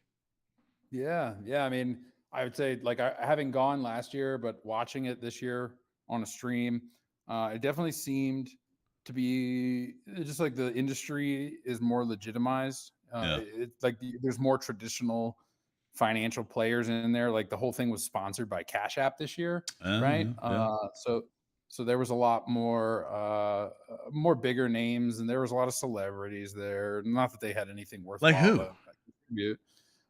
They had like Floyd was last year. They had was it Serena Williams or Venus Williams? They had one of the Williams? One of the Williams sisters. She said I can't remember which one, if it was Serena or Venus, but she said that she had been in Bitcoin for like 8 years. I was like, what? Like, she's a whale? Get out of here. So I mean, that's amazing if that's true. yeah, I mean, you know, don't trust, verify, but anyway, it seemed like it was very much growing, like kind of growing up. Yeah. And I would say, like, highlights is like to that point too. And I think John did help to segue yours. It seemed like my biggest takeaway was like Lightning is coming. Yeah. And like the Lightning Network is an integral part of helping Bitcoin achieve its narrative that was set out initially in the white paper. So I think like there were a lot of big announcements about Robinhood adding wallets and Lightning Network, Cash App adding paid in Bitcoin features and Lightning Network. That's gonna nice. Strike adding Lightning point of sale terminals to all of NCRs, you know, National Cash Register, right? This was a cash register company historically, one of the oldest players in the game. And Strike is coming in there and inputting their API onto all their point of sale terminals. So shortly, you should be able to pay in Bitcoin or with dollars to fulfill a Bitcoin invoice, either way, in a lot of major like grocery stores, fast food places. I think like Walmart was one, Target, McDonald's, you know, we're all going to be working and living there pretty soon anyway. So, but so by the way, let me ask you this, because you mentioned something about like as a retailer being able to accept Bitcoin. Is there a way, like, let's say that I just have a regular point of sale terminal. It doesn't matter. You come up, you pay me with dollars. Is there a way for me to just automatically convert that to Bitcoin upon reception? Yeah, so Strike does this. That's like what their app is really the only player I know of that does this, where you can fulfill Bitcoin invoices using the dollars in your Strike account. And so essentially what you just deposit your dollars in there from your bank account, and then you scan a Bitcoin invoice, and essentially at that moment Strike takes whatever the exchange rate is and sends the merchant that exact quantity of Bitcoin and debits your US dollars out. So you can pay people in Bitcoin without actually giving up your Bitcoin. And all the while, at the same end, the merchant can also choose to receive in dollars. So essentially, Strike is just using the Bitcoin network to transfer the value and debiting and crediting USD on both ends. So nobody knows any different as an end user, right? But the merchant saves 2.5%, 3%. Maybe they pass some of that on to the customer. See, that intrigues me because, well, quite frankly, I listened to your interview last week with, I'm blanking on his name right now. Eric? Yeah, with Eric. Eric Yates? Yeah. And yeah, with you guys were talking about the Lightning Network and Bitcoin and yada yada yada, and you guys were kind of like previewing the conference, and then you said something or he said something where it was like, the thing about the Lightning Network is like, yeah, it's nice, but like most people who want to acquire Bitcoin don't want to buy and transact with Bitcoin, right? Like you want to hold, and if you're going to, it's going to be for major assets. We're talking like homes. We're not talking about fucking lunches, right? Right. And so I was like, yeah, so it's great. There's adoption, but there's no fucking like who cares? Because like people are just the people that if you're just using it as like a PayPal alternative, then like, yeah, what's the point? But what you're saying actually appeals to me a little bit more because like if I were a retailer and like, I don't know, one day I'll sell something, I would rather just be paid and have it immediately converted to Bitcoin. You know what I mean? Like that appeals to me. And I like, so for you as the end user, pay with your dollars, pay with whatever, but like I want to take everything and immediately convert it to Bitcoin. Exactly, and there's two things that I see really playing on top of each other here. Where Cynthia Lummis, the governor or the senator of Wyoming, is trying to put forth a bill that exempts, I think it's under $600 transactions from capital gains tax for crypto. Ooh. So this would, I mean, what can you buy for $600 in hyperinflation? Maybe nothing. But down. the idea is that we got time. your everyday coffee purchases that you pay for with Lightning Network aren't taxable dispositions of the asset and therefore don't have implications for that. So I think that's one part, right? One part is there's an opportunity cost and a disincentive for spending your Bitcoin. Right. And then the second part is the tools aren't there to actually make it just as easy as spending your credit card or your debit card. So if we build the tools there, which Jack at Strike and BTC Pay Server, open source, there's a lot of other things that are doing that. But if we build the tools and then also make sensible legislation that doesn't discourage people from spending Bitcoin, then I think you're going to see it really start to change. But still, I still don't want to spend my Bitcoin just because the value is going up, right? That's the whole point. So until we're on a Bitcoin standard, I don't really think that I'm going to want to spend my Bitcoin until I have no other choice. And yeah, but like when you and I said earlier, like, I make money, I have an LLC or whatever it is. Like, I don't need the money from that anyway, but I would love to convert it to Bitcoin and just like have this additional pot that any money that I do make. Like, quite frankly, I don't make money from this show, right? Like I've talked ad nauseum about how this is something that I lose money on, but the money that I do get, even if it's just paying for other shit, like I'd rather just be auto converted to Bitcoin or even Ethereum. I know that probably makes you, offended, but the point is I don't want dollars. I want something else. Like that could be an easy win for Twitch because you have to imagine the majority of the creators on this fucking app are probably people that, if are not directly into crypto, have an understanding about it, right? Oh, exactly. I mean, it's really just education is like the biggest part too. So going back to like the kind of takeaways from the conference is that last year was like telling people, hey, what is Bitcoin? Right. And why do you need it? Whereas I felt this year was more like, okay, I bought into the idea of why I need it, but how do I use it? How does it benefit me? So, where maybe last year was more like esoteric, pie in the sky, Bitcoin fundamentalism. This year was more actionable, like, hey, here are the real world steps that our companies are taking and building. These are the things we're doing today where you can actually incorporate this and help push the movement further. Yeah. So it's more tangible in that way. I like that. That's good. I feel like it's like, you have to sell yourself mentally on why, and then like what can actually be done with it. So somebody asked, does he have a YouTube or Twitch? And I think he dropped the YouTube channel. He gave the website there, cashmoney.io, which I agree is very clever. I think people fuck that up and you should probably change it or get an easier one that will redirect to that one. BAP, that's my advice to you. I agree with you. I have to always spell it out. Yeah. It's clever, but it's going to need to change at some point. Plus the IO domains are getting expensive now. They are. I'm going to sell it maybe. It's not a bad idea. I mean, really, just have something redirect to it, dude. Just like pick something, BTC BAP or fucking valuestackpodcast.com and just have it redirect to cashmoney.io. That way, at least it still gets there. Oh, that's a good idea. I have to learn about redirected Dude, wildcards and I don't stuff. know. I mean, my website, which nobody knows what it is because it's not even really live, is hosted through Bluehost, and I have my shit redirected all the time. Like I'll switch. I'm like, I'm gonna pick this one now. Redirect there, and it's pretty easy. Well, if anybody listening knows anything about this stuff, I'm happy to. Because I do agree that this is it hurts our Yeah. navigation. So. And then, so the Value Stack podcast is on pretty much everywhere, right? You can go to Spotify. Yeah. Yeah. Yep. Yeah. Anchor, Apple, Spotify. We're on YouTube as well. Catalaxy Cash is like the name of the YouTube channel because we don't just have the podcast on there. There's also instructional YouTube videos about Nice. how to save fees on spending Bitcoin, how to build a Lightning node, which we were kind of talking about a way. So there's other stuff like that, but yeah, the podcast is just a value stack on all the Nice. we're on Fountain. That's my major.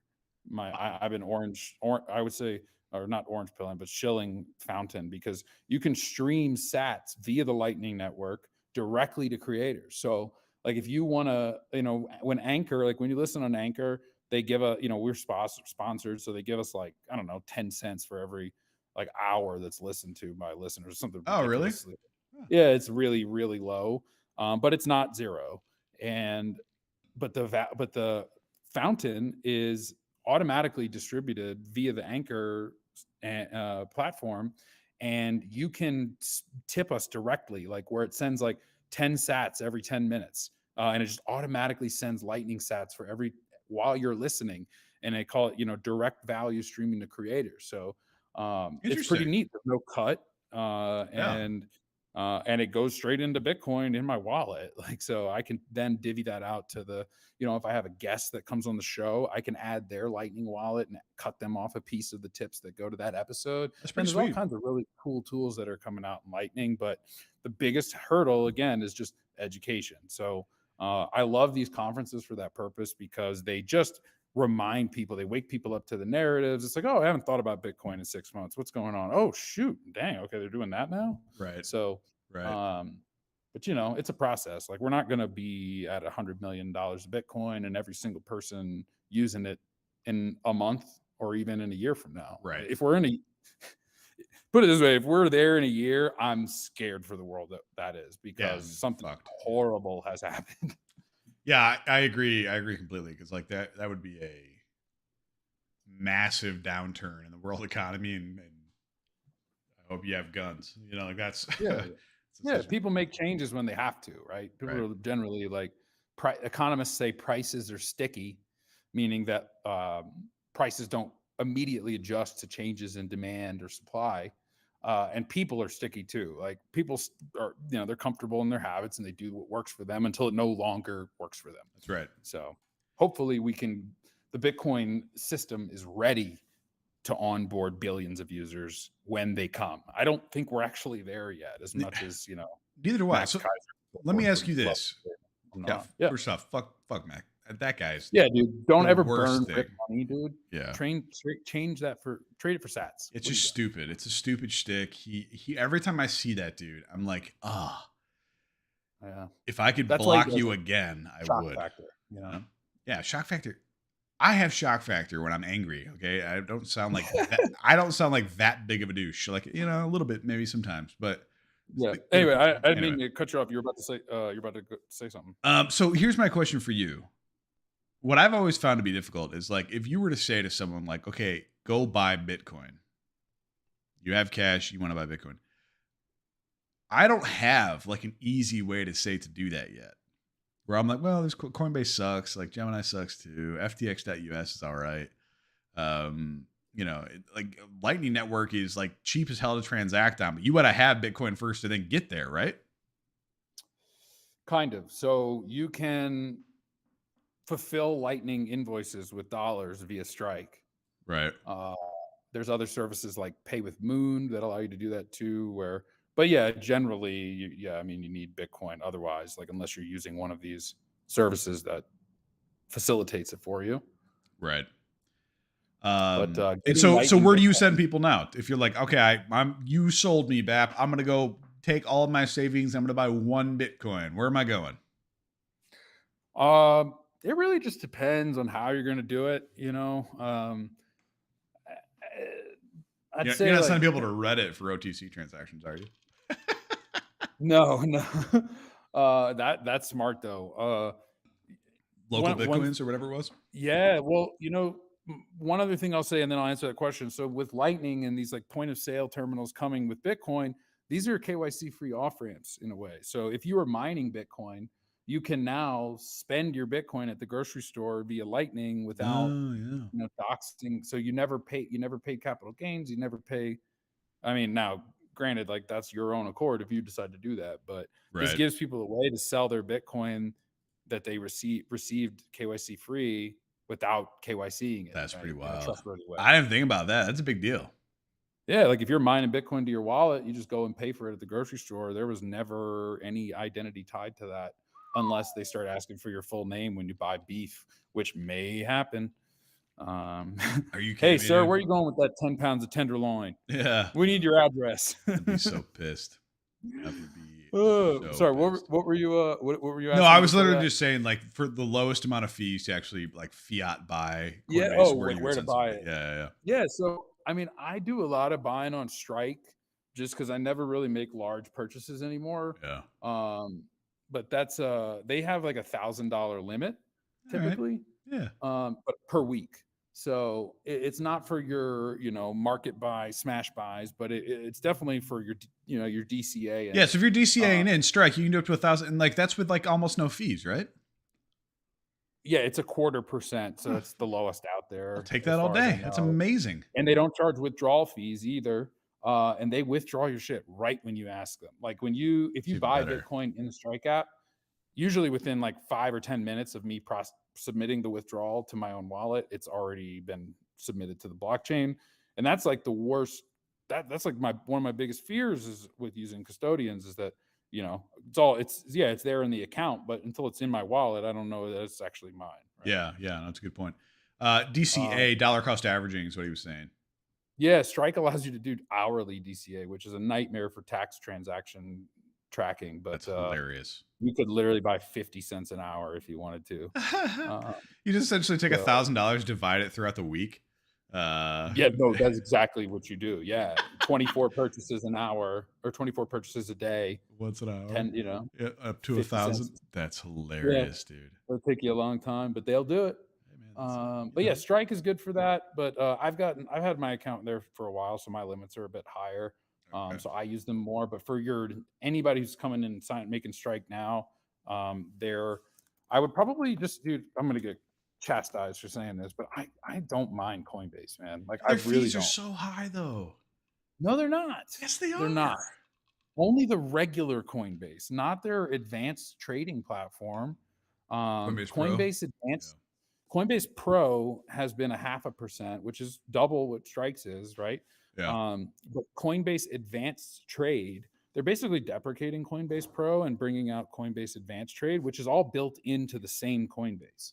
So Coinbase Pro was GDAX many years ago, Yeah. and they kind of Coinbase bought them, and they never really fully integrated the two together, so they siloed each other. Yep. But Coinbase Advanced Trade is built into Coinbase, and their fees I think are 35 by 0.35, which is Oh. still higher than Strike. But if I'm Yeah, trying it's to better buy than yeah. $20,000 at a time, Strike doesn't work for me. So Right. so Coinbase Advanced Trade is good, and OKCoin I actually like.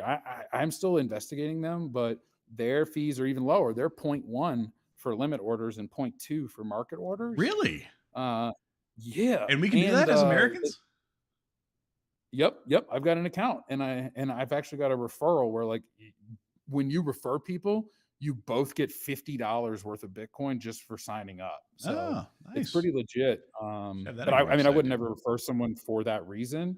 But if you're going there for low fees, it's a nice bonus. Yeah. You're nice. Oh, by the way, someone said who's on the call. So that's what on the top of my screen here. You can see Zach / at BTCBAP. That's him. Algo Dude says I'm still probably registered at like 7 exchanges. So am I. Under various aliases. No, I'm kidding. Anyone buying BTC on Thorchain? Was a question. And well, I'll let you think about that because you probably know more about that than I do, Zach. XUBBO5 says Coinbase just feels so limited on what you can and can't trade in terms of alts.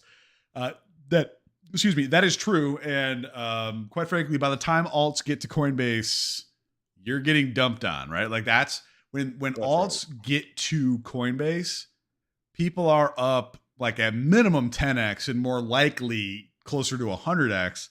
And they're essentially being used like Coinbase is providing exit liquidity to the projects. It used to not be that way. Like the last run in crypto, which was 2017, the start of it anyway. Alts, the only place you could get alts, people didn't really trade on chain. I mean, it existed kind of, but like the only place you could really trade on, you couldn't really trade on chain often. So the great alts were direct launches into centralized exchanges. So like people were depositing, withdrawing, shipping all over the place. And that's where great alts launched. And that's where like you would hear about the narratives of like mainnet launching soon, because like it existed on an exchange, but they actually didn't have a product. They just talked about having a product. Now you'll actually get like even dumber shit like ICOs or IDOs, initial DEX offerings on Ethereum for, essentially other L1s where it's like, well, we bought it here. We're still developing our own chain, and then we'll find a way to bridge that shit to you at the time. So anyway, moral of the story is if you're going to do, I would not trade alts unless you're trading, on chain, because you're probably going to get dumped on. Unless you're going to like play the Elon Doge pumps, which is just gambling anyway. And if you want to put $500 in because that's what you'd spend in a casino and like try to time when Elon tweets, go for it. Other than that, I wouldn't go crazy, right? Yeah. Like, and Coinbase is like, I mean, they have, I know our friend here was saying they don't have a lot of alts, but like in my mind, it's a casino. They have way more coins than they should have. Than they should have. That's right. Like the major pairs, for example, like, and I might get some backlash for this, but like something like a Yearn, whatever it's called. Yeah, Wi-Fi. Like, yeah. I think that is about the most altcoin that should be listed on Coinbase. Like the blue, anything below that should be left for the DEXs and Uniswap. Yeah, I don't disagree. I mean, that people get dumped on. And it's, weird sitting on this side of the equation because I'm like, yeah, you guys are probably getting boned. Because in many respects, we're the ones doing it, not directly, but essentially like we make our profits on chain. Then the team goes, all right, well, we have a little bit here. How do we get the rest of our liquidity out? Let's go to Coinbase. And Coinbase has a conflict as well. They make money on volume, right? Mm-hmm. So like if you're in trading, they're not innocent either. Like they've been, you can look in historically and see that, like, I think Charlie Lee, I believe this was him. There's like stories about him creating wash sale trading for Litecoin to make it look like, I don't know the story and if it's true or not, but like I've heard, that myth. Yeah. No, wash trading is a real thing, man. Wash trade. Oh, well, look at all this volume today. Which is why, just like anything else, some people think volume is God, and it's like it's a piece of the puzzle. One wallet selling to himself. Yeah. Yeah. Well, I know I was talking about like ETH, like blue chips. I can't even really with a straight face call them that, but yeah. What's up with the ETH2 thing, dude? It's I swear, it's like Is it Schrodinger's cat or no? Yeah, it's dude. like where it's like, okay, I've been told it's going to be pushed back 3 months so many times. I'm not even sure if I believe it anymore. Right. Yeah, dude. So I don't follow that. I mean, really, a taxi would be the best person to talk to about this. But I don't follow that as much. My understanding was June, but I did hear it's being pushed back, whatever, yada, yada, yada. It's pretty shitty, dude. They got to stop missing stuff. Like, they need to learn how to like slowly roll shit out where it's like, we're starting. Like, remember when they had like the big countdown for like, ETH's going to become deflationary. I forget what the ultrasoundmoney.com or whatever it was. And he would just show you how much Ethereum was being burnt by the second. And like all the dudes were on there streaming about it that one day. And they're like, oh my God, look at this. Like that was the best rollout that they've had. And we really badly need that to happen. But like, I think I was looking, or I posted it in the Telegram, maybe in Discord, like revenue over the past 90 days, like Ethereum's revenue over the past 90 days was like $1 billion. And like the next closest one over the previous 90 days was like 36 grand. So Ethereum over 90 days, the protocol made $1 billion. And then the next closest one was like $36,000. Okay. Yeah, I wonder what's going to happen when, I've heard both sides where it's like the sell pressure is going to be lifted, the issuance is going to go down, so Right. that's going to be bullish. But at the same time, it's like, where's where the revenue, the protocol revenue is going to go down too, because all that protocol revenue is gas fees, and people aren't going to be paying that anymore. Right? Yeah, Or I mean, they're going to get fees in other ways, but like I think we'd all agree that Ethereum doesn't need $1 billion every 90 days. Do they? The Ethereum Foundation needs it. Like I don't know. So I'd rather that go to like we'll have a smaller monthly rake that'll go into a development fund than like what they're presently doing. So I don't know about all that, but speaking of foundations, you saw Yeah. the Luna Foundation bought more Bitcoin. When? What? I might be. Am I cutting out? Well, you said the Luna Foundation bought more Bitcoin, and I said when? Oh, like yesterday, today? Really? Yeah, I posted it in the Discord. They bought another 100 mil. Oh shit! You did that like since I got on, man. Yeah. That was like It an was hour very ago. recently. Luna Foundation guard adds another 100 million in Bitcoin. Yeah, he's trying to pass up Chad Saylor. Dude, he is. Very much so. You think that we could do like an on-chain smart contract where we put Michael Saylor and Do Kwon in a UFC cage, and bet based on decentralized chain link oracles, like who wins the match, and it all pays out automatically. Is this a great idea or what? I mean, I would love to see it. It's just funny because, like, I don't care. I do care. I like that it's happening, right? Like, it's good attention. People are talking about it. It gives you some buzz when it's been pretty dead for a while. But like, what I have on the screen now, like this trend is the reason. It's not because Do Kwon. It's a part of it. Right. But like, Do Kwon bought because of the trend, not the other way around. That's right. Like he was not buying at 60 down to 30. He was like, all right, we got a reason to get in here now, because right now it looks like a winning proposition to own it again this thing, look how my lines go.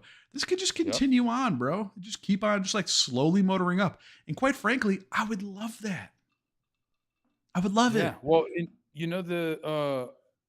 like people like, I mean, I know like we maybe have some listeners that are big whales, and they would know this, but like you can't just like market buy $100 million.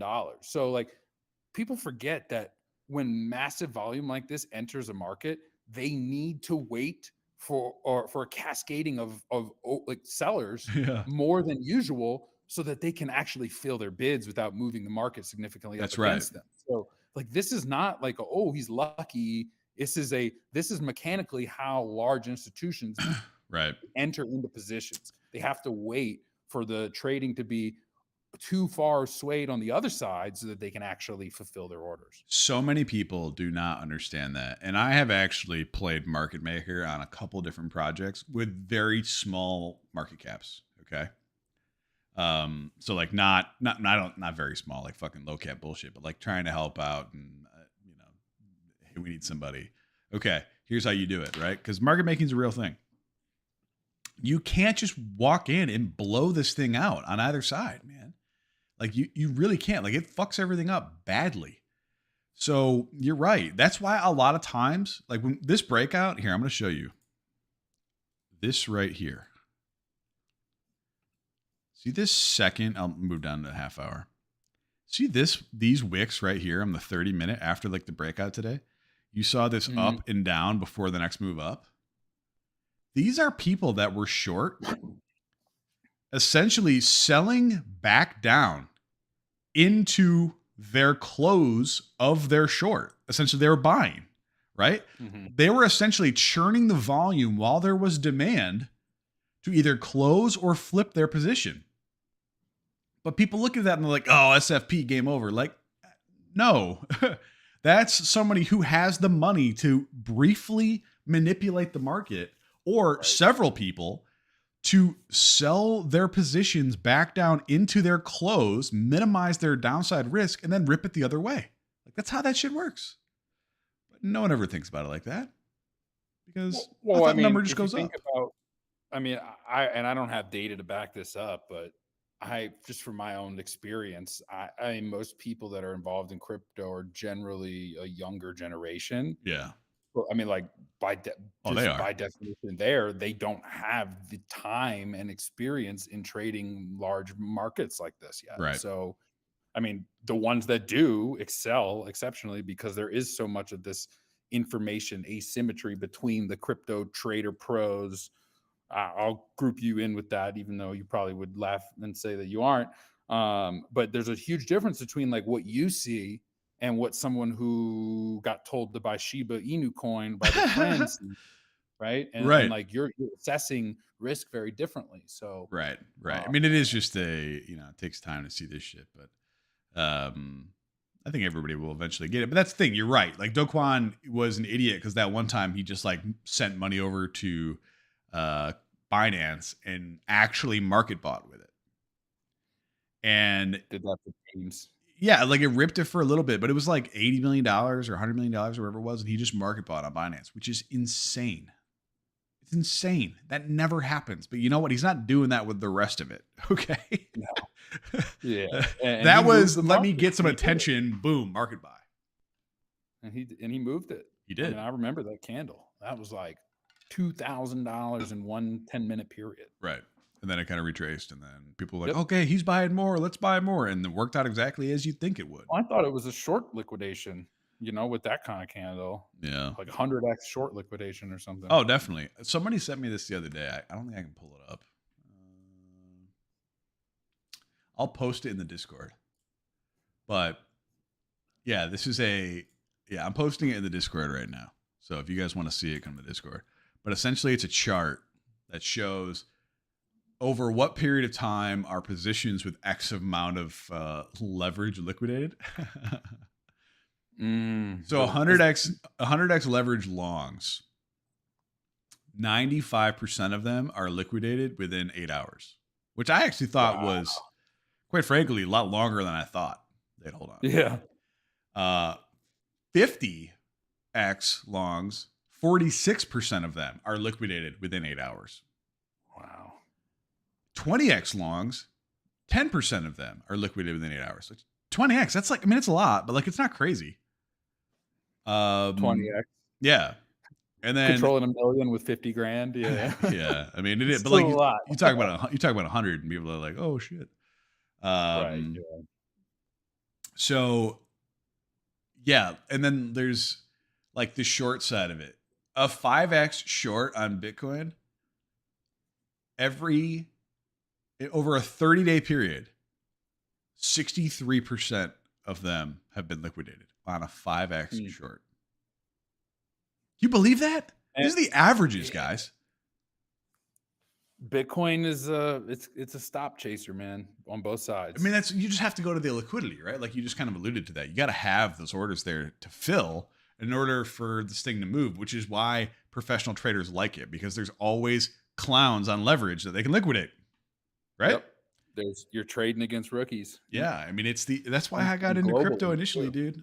I got into it because I was like, I'm gonna go take these idiots' money, and then I, kind of fell in love with crypto, which is a funny way for that to happen.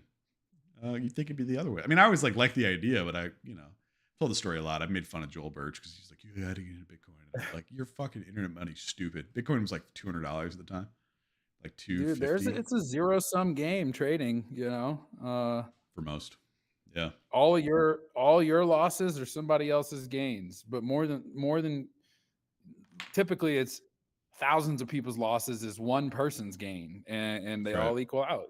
So the only time everybody loses is with when you send Bitcoin to a burner address or lose your private key. Then everybody benefits in that case because it's deflationary, except for the person who lost it. Yeah, that person it still holds.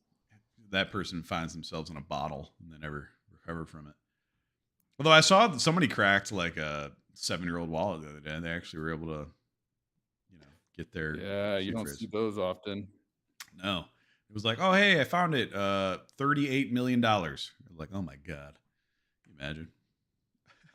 It would be pretty They nuts. can afford a house. Yeah, yeah, in a small country too.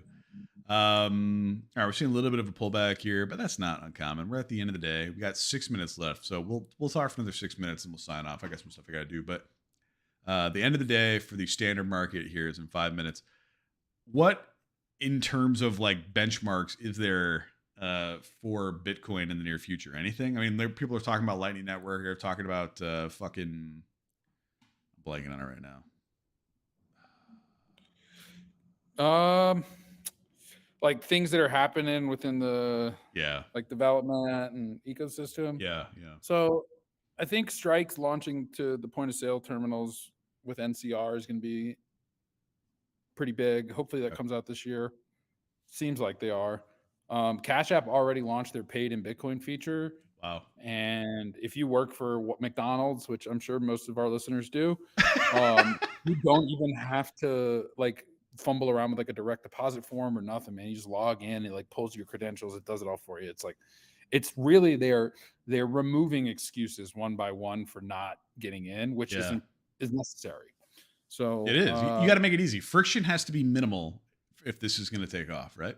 it has to be better. It has Yeah. to be 10x better, Yeah, right? for sure. Like you're not going to switch unless something is an order of magnitude better because switching costs are a pain in the ass. Absolutely.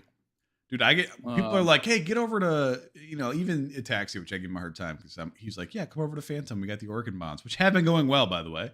And I'm like, fuck, I got to get money on the Phantom. That's just within crypto. I'm annoyed. Right. And that's like 25 minutes of my time that I'm just like, I don't want to do that. So like getting people to save their earnings in a new currency that they don't really understand. What the hell? Like there's going to be some pushback, I think the biggest problem with especially adoption is just people are dumb and lazy. I mean, really what it comes down to, right? Right. And I don't think Bitcoin might be this great invention, but it doesn't change human nature. In fact, it capitalizes on human nature. One of the cool things I heard, I forget who said it in the conference, but like the genius of Bitcoin's design was that it doesn't ask you to work together with your neighbor. It doesn't ask you to trust your friend. It doesn't ask you to be a virtuous person. Actually, it assumes you are not. Yeah.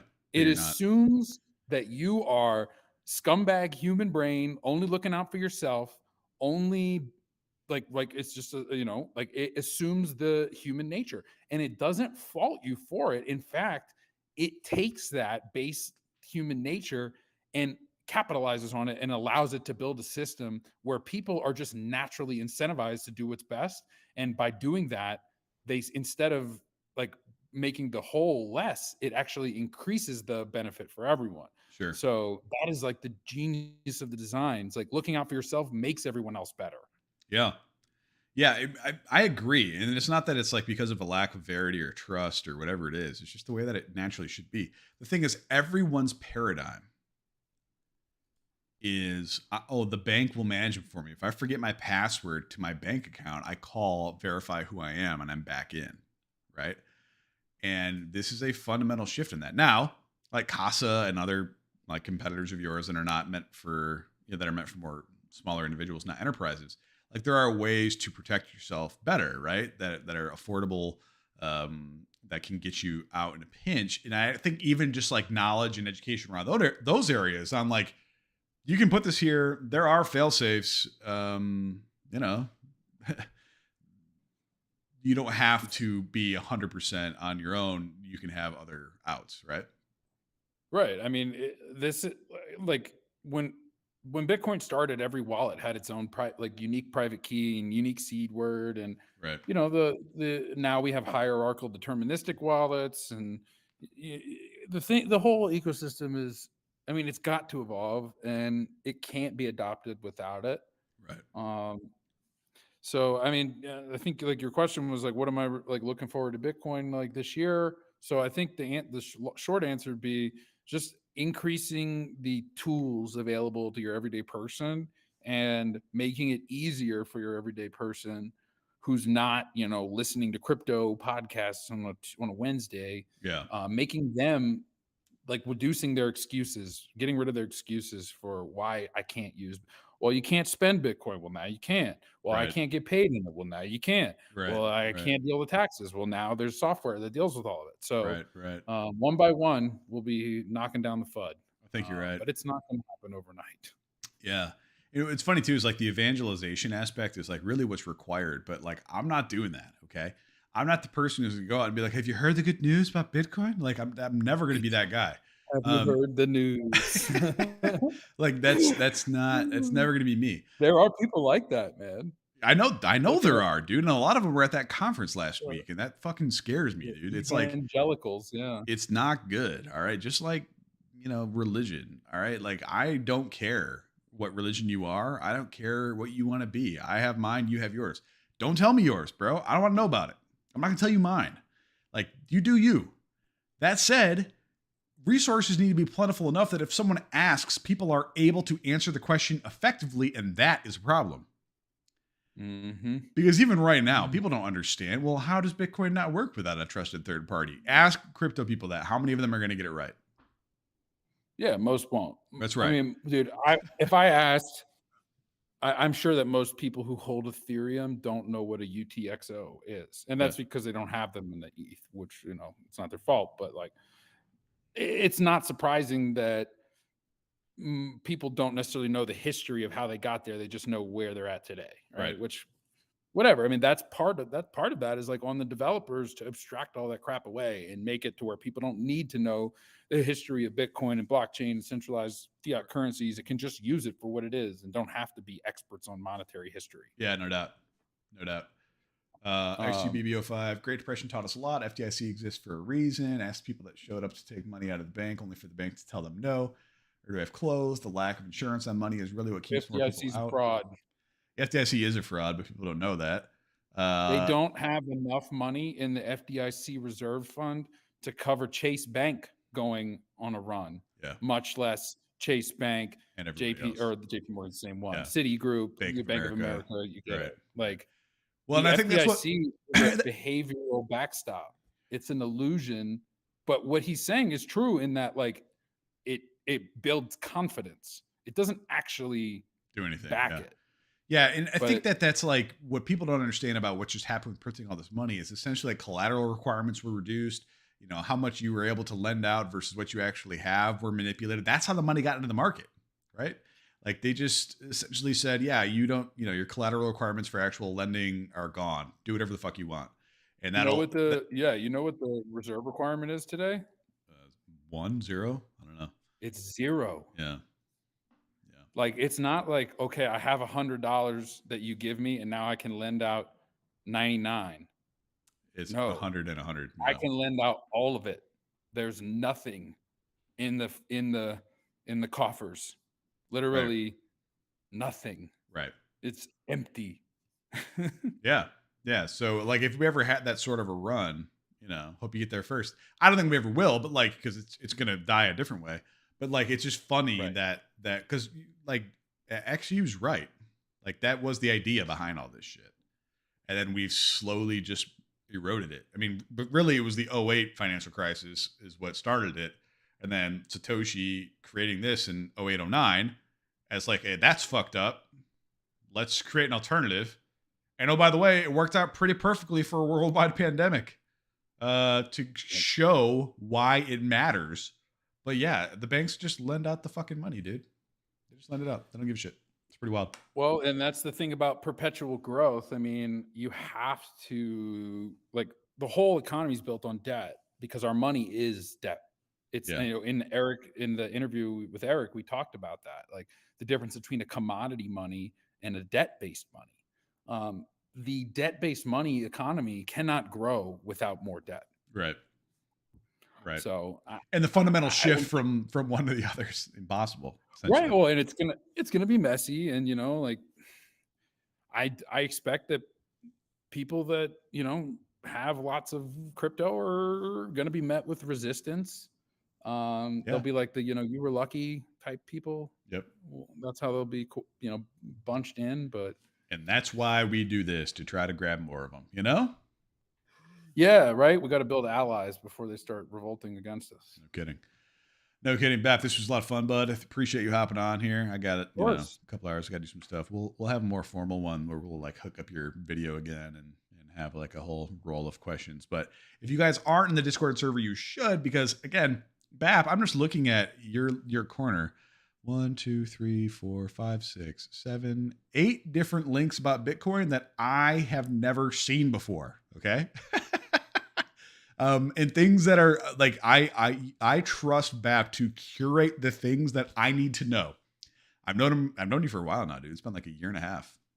Yeah. And so I trust that you have this shit on lock. And so because you do, I don't stay up on it as much, because I just assume that if something crazy happens, you're going to tell me. That's pretty good assumption. Right. So, you know, that's where we talk about like sharing and getting better together, right? Like I told you about Juno and it was pretty low. We obviously talked about BuyFi and other things. And like, so this is how this shit works. We're an online community. You should join the Discord. You can come on in. If you're a subscriber, you get access to the subscriber room where I talk through all my trades and the charts and all that kind of shit. So you guys should do that. Otherwise, I got my handy dandy outro here. I'll start that now, 90 seconds or 60 seconds, whatever it is. And then we'll be out of this thing. So might be back on a little bit later. Somebody did ask you really quick. 5 to the 4 to the 3, 2, see if I can turn on word, that. word. What was the question? Bap, what are your thoughts on the longevity of BTC's security model with fees hitting an all-time low? Yeah, I know we're wrapping up. I will say that my one largest long-term concern of Bitcoin is the viability of mining profits as difficulty increases exponentially if the fee model, if the transaction fees don't pick up. Yeah. That being said, Lightning is adding a lot of use cases, but at the same time, those transactions are being moved off chain where the miners aren't getting those fees, the Lightning node routing operators are. So there's been proposals like drive chains. I think his name is Paul Storgic. I can't pronounce it, but there's a thing called drive chains. There's merge mining.